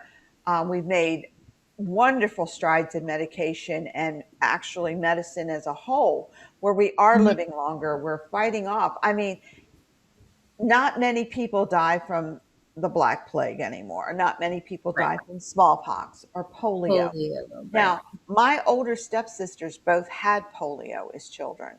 So I Hmm. can tell you about polio and post polio syndrome, which is a Hmm. real thing. So you sit here and you look, we've gotten rid of all of this. So we're living longer because we're not dying of all this other stuff. Right. So what are we living longer for? Yeah. You know, Yeah. I mean, it's a crazy history. I and mean, it is. And like I tell everybody, because I get a lot of questions about it. My thing is, you have to look at the facts. You have right. to get enough knowledge. If you're getting your information from one source, you're wrong. Oh yeah, and we've You're said that wrong. on the show before. Yeah. You And gotta check your to resources. really, really Check your resources. get your Yeah. resources and get in and get the information, start talking to people, and not going down to the local pot shop and talking to them. Let's talk to some doctors. No. Let's Yeah. talk to the psychiatrist. And Let's they're out there. There's a lot of medical doctors that are advocates that know what they're talking about. That are. And a lot of doctors are actually letting you go back. If you see a doctor and he ends his name and has OD afterwards, OD means he's more holistic. And he's Osteopath. taken extra classes and he understands that we're treating mind, body, and soul, and that there are other things out there besides what the traditional medical community advises. Right. Um, and I'm going to tell you a silly story. My son was little, he got sick, could not get the Pedialyte in him to save my soul. So, as a mom, your kid's dehydrating, you're going to come up with something. So, the plan was he really likes orange soda, the Fanta orange soda. Mm-hmm. So, I poured half Pedialyte, half Fanta soda. I put the cap on, gave it to him, and he drank it. So I called the pediatrician and said, like, look, this is the only way I can get fluids in this kid today without an IV. And he went, Right. what soda was that? And how much did you add? I want to write this down so I can give it to another mother if they need it. And that was my first inkling that there are medical people out there that actually listen to what you say. Yeah. Yeah. And then it became my goal to find them. Right. Me and for my kids, because now I had a doctor who, if I said, okay, he has low blood sugar, what do I need to do in the morning? You meet him either with a peanut butter sandwich or a glass of orange juice. Right. Yeah. Yeah. Wow, who knew? And then they work with you. Okay, well, if that doesn't work, try this. So there are the doctors out there, there is the medical community out there that you can ask questions of. But I always tell everybody, don't just listen to them, listen to the naysayers too, because Yeah. they have valid points as well. Exactly. Exactly. And that's the thing is, you can go. The thing is, do your research. I mean, it's cannabis topic is out there enough that you can do your research. There's topics out there. There's been enough research to where it started to become legal, you know, in places, and it's progressing. But the point is, do your own research, and if you decide that it's something that you think would benefit you, then you go to your doctor. But don't let your doctor necessarily convince you one way or the other just because it's that one person, because it's so hard to tell whether or not their intentions are right, because unfortunately it is such a cash game with the I mean, and that's why big pharma is, what it is. And I have seen those checks that doctors get from insurance companies. And so I mean, it's a whole thing, and it doesn't mean that your doctor's bad. I mean, it's just the business that they're in, and it's the And business two, side of it. it's just like getting a second opinion for anything you're having done. They tell you most now require a second opinion for surgeries and things of that nature. So go out there and educate yourself. There's enough material to look at, but you have to take in who you are, what you do, how you need to do it, and you have to have the support of the medical community to do it. And If that means changing doctors or just listening to what's going on, I would never, and I have a holistic healthcare certification. I would never tell you to stop taking your medicine. I would never, my BS in psychology does not allow me to tell you to stop. But Yeah, by the same token, I'm going to tell you flat out, you got to look at what you got to do for you. What works for me may not work for you. I'll be right. honest, just like any drug, you have people who take a Benadryl and they're wound up for 2 weeks, Oh, I and know. others who even sniff the Benadryl bottle and they're out for 4. Oh So my. it's with anything. Yeah, yeah. Um, I just want to hit real quick. We did say we would do a quick Beltane, so we're going to hit real quick. Just few little things on here because um, Beltane is around the corner. One of the Oh, real quick before we move on. So next week we're going to be hitting more on the medical. So we're going to pick back up still on cannabis, but medical. And if you are at least an outer court member of the Carillion tradition, I have an order, which is the Order of Hersini. Hersini is the Sanskrit word for cannabis, and basically it's a group. We have fun, we do funny weed memes sometimes, but we also share a lot of good information with each other. About we share tons of articles. I share really awesome recipes. It's just a fun group, and we talk about different ways that you can incorporate cannabis in your magical life, and also discuss educational things. Like that's where I shared the TED talk about the endocannabinoid system. So you'll have to, I think I posted that before you joined. So you'll have to go back. I'll tag you in go it. back and look But at. but yeah, and we talk about the history because it's also part of the spiritual and magical aspect of it. So and medicinal. So just outer court minimum, for the tradition, and you can find it on Facebook. It's searchable, and it's Hursini. So Order of Hersini. And I think. seriously, it's a place to look to start getting some information.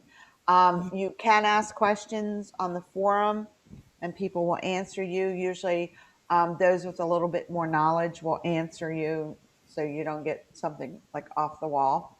And And you do not have to be a consumer to join. It's just an advocate, or just you it's don't just have like to any of partake. our other groups. You don't Right. have to particularly be of that to join it, but if you Right. just want some information, it's a really great place to start. And it's a good place to get some basic information to where you can start working on your own. Yes, and it is, you can search the group, but it is a private group. So I do want to make that point. It is a private group.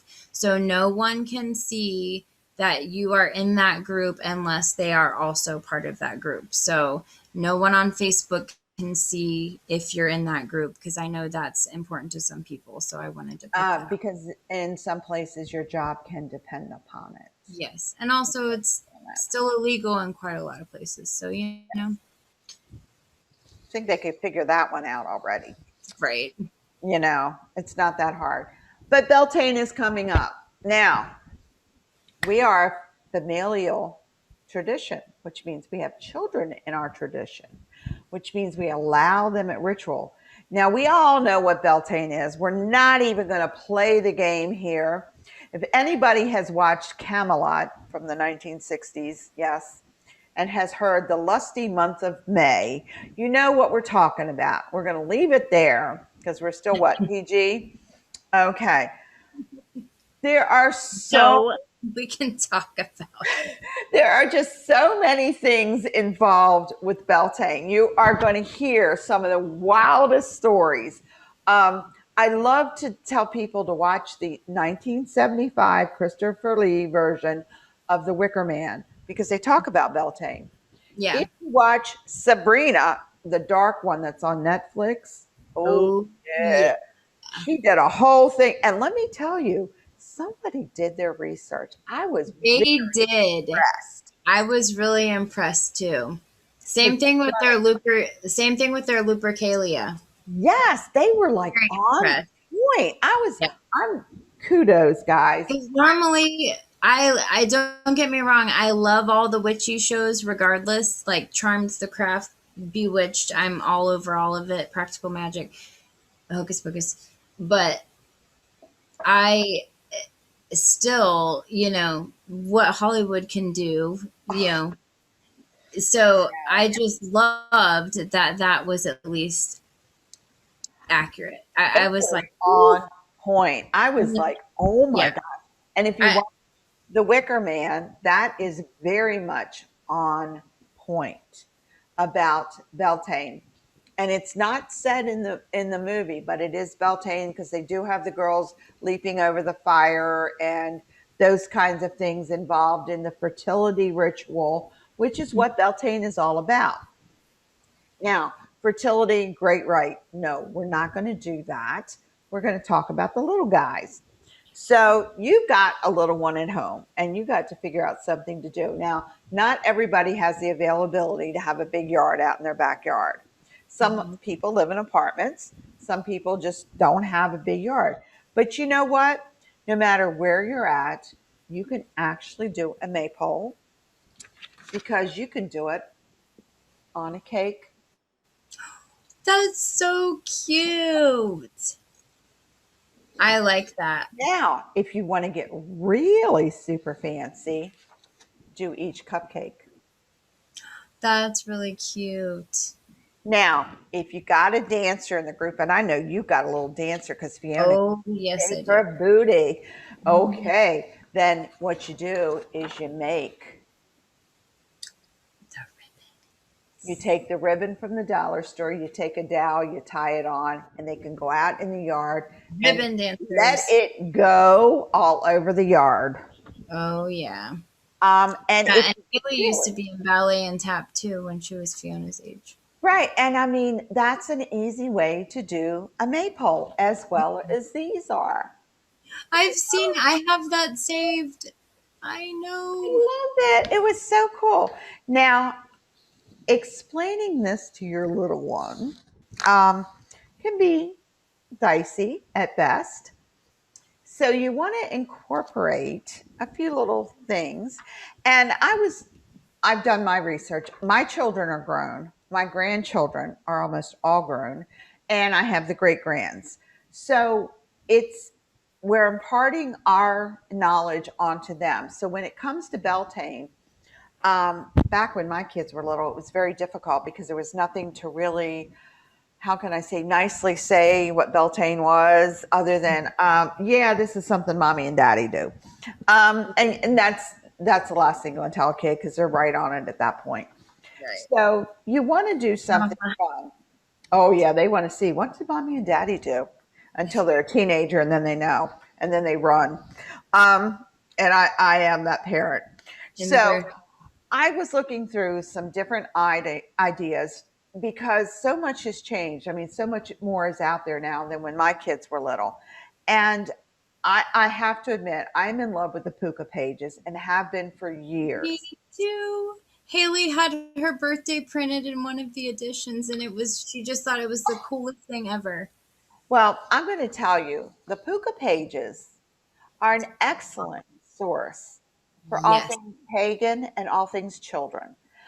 They absolutely. give you, I mean, they give you a grown-ups page. Trust me, read the grown-ups page. You might learn a few things because they do an excellent job of doing a grown-ups page so that you understand.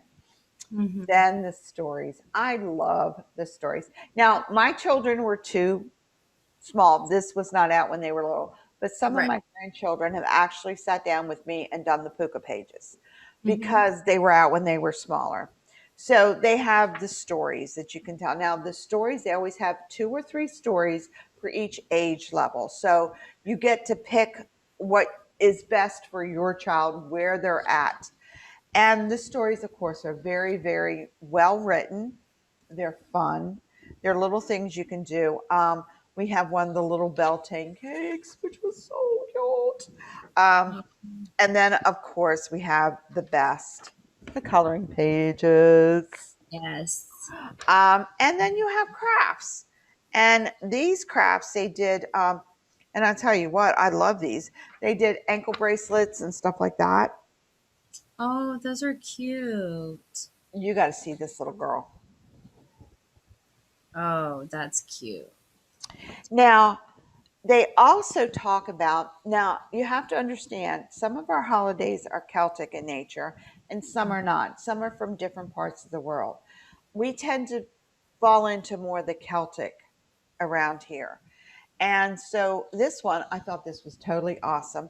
This had a letter from Scotland, and it was by Fiona Tinker, who wrote a Oh, little Dear Little Witches, and it explains a little bit about Beltane. But you know what they're using are, and you love this. It's the seals.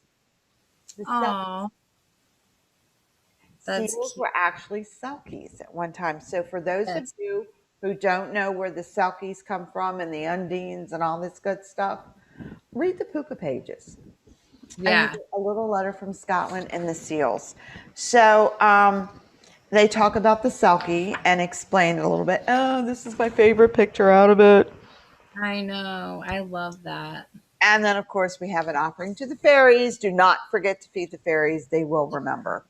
And then you have the maypole pictures, and they show you how to do the maypole. And if you're able to do it, maypoles are awesome, and it's a way to get the kids out, and it's a lot of fun. But again, if you don't have the ability to do that, the cakes, the little cupcakes, I thought were adorable with Yeah. that kind of thing. Also, it doesn't necessarily have to be a maypole; it can be making rose water or lemon Mhm. water. You know, you have to understand when you go back behind what is behind the holiday. We know the holiday because we're adults.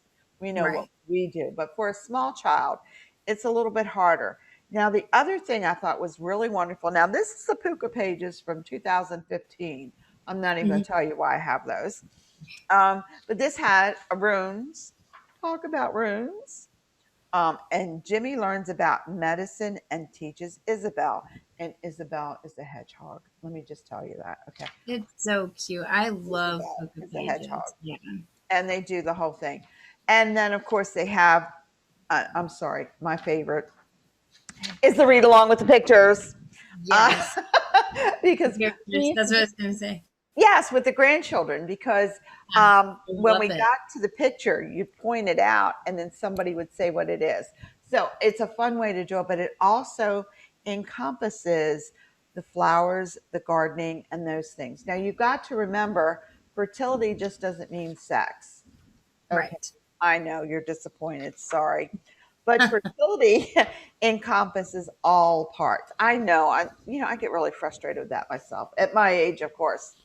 But the ribbon wands are wonderful to make. There's 7 really easy activities to do with your kids. The ribbon wands. You can plant something, starts planting something because there again, fertility. You're explaining how the water, the dirt, the sun, the air all make the plant grow. Right. So, and you can incorporate that in anything. Um, you can make May baskets, which are nothing but taking your Easter baskets and lining them with flowers. Oh, Have a May basket. I mean, and if you circle them with flowers, you can put food items in it and take it down to your local food bank. oh, that's sweet. So that's a nice way to do it. Now, we all know the fairies have to be fed. I do that in every ritual. I am very passionate about that. I've lost my keys more times than I care to talk about.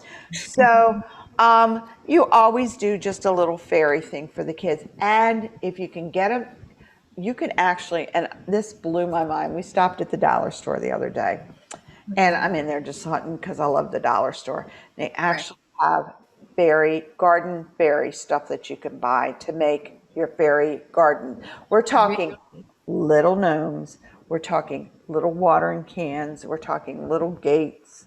at the dollar. Oh, I'm gonna have to take Fiona because we just got her a fairy garden You're going to have to hit the that dollar. came with dirt and flowers and a unicorn and the whole thing. Oh, they've got it at there. And I was really amazed. And I saw that. And I thought, even if you just take a little clay pot and Right. let them decorate it, a little Oh hot yeah. glue, you're done.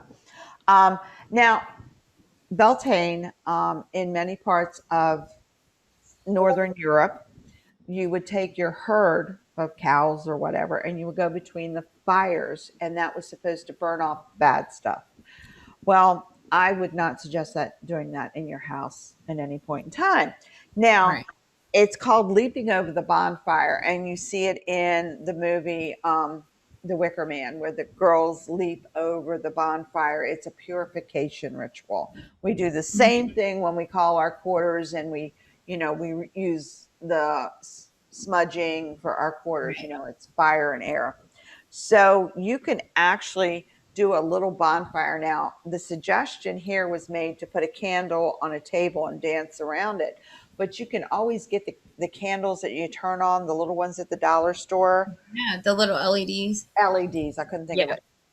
Take a little LED, put it in the middle of the floor, and you can jump over the bonfire. Yep. And It, that's actually what we do a lot with the scouts, with Crystal Cavaliers, with the Corellian tradition. We use a lot of those in the kids' rituals. For the younger kids, we'll have, and it's all because it's all about intention. right, and it's a fun thing to do. They get to leap and jump and act a fool. You put a couple of them down there. You can make a fake. Now, I was in BSA for million years. We had always someone had a fake fire Right. campfire. You hot glue the sticks, and you got the little thing in there that turns that makes it look Yep. like a flame. Yeah, you plug it into the wall. You can jump over that. So that's kind of something. The other one is called a rainbow hat. And what it is, it's you go to get some ribbons, you go to the dollar store and you take a paper plate and you just make a ribbon hat. So Oh, that's cute. take the paper plate, make it as the hat, tie it on, and you can make your little, and actually you can take one of the kids and make them the maypole and Oh, dance. that's cute. So I look at a lot of fun things to do with the kids and explaining, because sometimes some of our rituals are very in depth, and they Yeah. are because it's kind of like a Dionysian mystery. It's taking Mhm. the layers away and understanding what you can understand. With a little guy You got planting to keep it something, interesting. yeah, and it's really hard to explain sexual aspects to a younger child. But if you Right. can explain how nature works, and this Right. is the time when the flowers bloom and they can see it outside, um, things like the puka page, Waverly Fitzgerald, there's a couple of them out there. Also, littlepaganacorns.com is a really good one as well. Yeah, and it's just a matter of you deciding who's going to teach your child, you or somebody else. And I've always said, if you don't teach them, somebody else will. And what do you want them teaching your child? So if Right. you want your child to have the ability to process and make choices, then you need to make yourself available for those choices for your child. So you Exactly. need to start with, if you're going to raise them pagan, and we will be having an upcoming show soon on pagans and the law and what you can and can't do. I'm very, very passionate about, what our rights are as pagans. I've been on the path over 50 years. I've lost jobs. I've had issues. I've had clashes with it. Um, Right. it's not fair. It's not right. And if you don't know the law, because I didn't at the time, I didn't understand it. And then finally, when I started understanding that I had the rights and I could do things too, it made it easier for me to pick and choose my battles, because then I knew when I was right and when I wasn't. Exactly. So, for your children's sake, I recommend a lot of they have so many things out there now. I'm so envious because my, They do. I know my daughter, my great grandson's 8, And my daughter can sit down with him and just, pull anything off the internet and go over it with him. And I'm like, oh my goodness, if I would have had that ability with you, I wouldn't be smacking you upside the head right now. Um, My favorite pagan kids book that is out of print that I was able to score is a baby board book, like for a toddler. And it's called ABC Book of Shadows yes. Oh, is by that a print? Katie. Yeah, by Katie Leiden Oliveris. And look at the like A for altar, B for Beltane. And I love this because it's educational. So it'll say like A is for altar, your sacred place to pray. B begins Beltane, the fairies' balefire day. And it goes all throughout the whole like cauldron and east and the different elements and goddess and the horn god. Now I you could could probably score that at a used book place like abookstores.com because they have a lot of That's old where books. I did. That's where I was able to get it. Was a used bookstore online. But those are the kinds of things, and I'm not being terribly naive, but a lot of adults don't understand a lot of the holidays. Right. Um, if you've never studied it, if you've never had the advantage of having a mentor or having someone older who can explain what the holiday is, I think that's a great idea to start. Just start with a children's book. It doesn't It is. hurt. There's so many like really cool ones coming out. Like even from the time that Haley was little and now she's 12 and Fiona's 4. So even in just that span, there's been so much like pagan friendly kids books Right. that are just like And it's there's books out exciting. there with the names like Raising Pagan Children. Um, Right. it doesn't hurt for you as the adult. If you're not sure, there is nothing wrong with buying a few of those kids' books and sitting down and Oh looking yeah, absolutely. because I mean, it gives you the basis and you can move on from there. We're fortunate that we do have mentors, that we do have a wonderful school, and we do have people who are willing to answer your silly questions when you have them. And Yes. I really push that because um, our spiritual path is our own, but there's many things that we do together. So Yes. even though we're walking it yourself, it's your path. Nothing beats getting together with a group of friends and celebrating whatever it is. And Yeah. if you can bring your children, you don't have to get a babysitter. You don't have to do it. You just bring your kids with you and you sit down and you have a really fun time.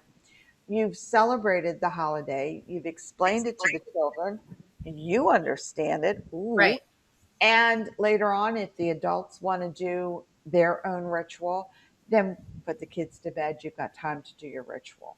Right. But in that same vein, you need to understand what you're teaching your children. Yeah. So Exactly. jump on those Puka pages, jump on Waverly Fitzgerald. I mean, there's tons of stuff out there. Pick Yeah. up some of those kids' books. Let me tell you, I They're have fun.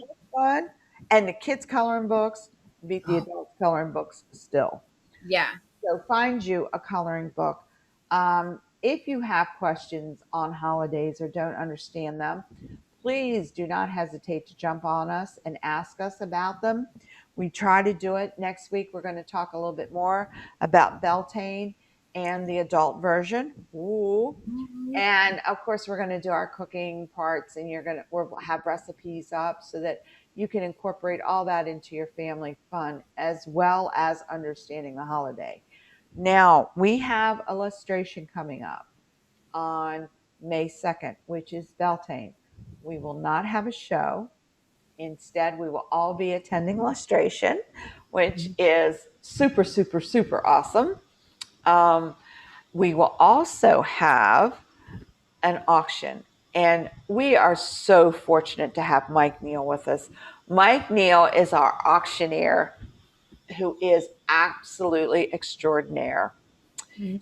He is super good. And He's we awesome. also have some of our items up for sale on the auction. So I caution you guys, when it goes live, jump quick, jump fast, get those prices up. There will be handmade items. There are items where people are donating things that they might have. Let me tell you, you collect shit. I have Oh, 20 chalices. Trust and believe I've been getting rid of some of them. and there's always really cool stuff. Like people will donate stuff that they've just had for a while, and it's just like such a treasure to someone. And you're like, oh my! And sometimes there's books, but and handmade things. And so we're gonna have two mugs and two T-shirts for the show. So you'll have to check those out. And as always, if you have any show questions or topics or teas that you want us to talk about, you can always hit us up at Tea Time with Mother and Crone, and also our YouTube channel, Tea Time with Mother and Crone, or our email, teatimemc at gmail.com. And we definitely appreciate all of you, but I'm excited to talk about more about belting next week. And I'll tell you what, we're going to let you in a little secret. We've got a couple giveaways that are coming up, but we're going to tell you next week how you might be able to cash in on some of them. So stay with us, listen, and you might actually be able to cash in on a t-shirt or a mug. So keep us listening and really check into some of the awesome things that are going on in the Corellian tradition. Jump on that Corellian membership hub. There is so much going on. Yeah, Rituals, times to do things, groups getting together, drum circles. Oh my goodness, I can't even tell you what's going on right now. There's so much stuff. But absolutely. and this is the time to do it. Some of the restrictions are being lifted, so please keep that in mind. Keep safety in mind at all times. Right. Anytime there's a Corellian gathering, it is always done safe with distancing, with masks and social things that we need to do right now. We're trying to keep the COVID down, but just check us out. Start looking at some of the stuff. If you can't get out, lustration will be online. You can Yes. actually be there with all of us. And go, you do have to register. So if you are interested, you go to corellianlustration.com, and it's CORRELLIAN. Some people always miss one of the two R's or L's. No, but So, and then you just register. I think it's 25 bucks um, it's donation something or something like ridiculous with all the that. classes. Workshops, and we're gonna have live performance from Cloud. And Okay, now remember, guys, you got to get in on the live performance from Cloud because he's just getting back out to doing live performances. So let's make sure we say hi to Cloud yes, um, if you see him. And he's doing different genres of music now. yeah, so it'll be interesting because I know that he started on different genres, and rap was the newest venture. So it's gonna be cool. I'm excited. There's gonna be a ton of workshops. And then, of course, we have the big ritual on Sunday. So I work Saturday, so I'm really pissed about that. Like, really pissed. I work every third Saturday, and my Saturday fell on Ostara, and it's falling on Beltane. And so, yeah, I'm not happy, but at least I'll be able to catch up on the workshops, and I I won't was just going to miss say out on Sunday. the perfect thing about it is you can catch the workshops. I used to hate I love doing the illustrations. I love doing those things, but it never failed. The workshops I wanted to take was always when I was teaching a class.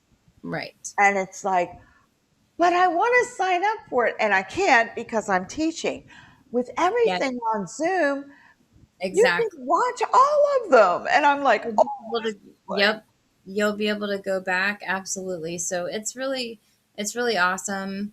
So you'll have to check it out and go there to register and check us next week. and remember, you can sign up for our giveaway. We're going to give you more hints next week. We're just keeping it under wraps for right now. We want to see everybody back next week. Take care. Take care of yourself. and check on that neighbor that you might not have seen in a day or two to make sure they're okay too. Yep. And we're off for another show. See y'all next week.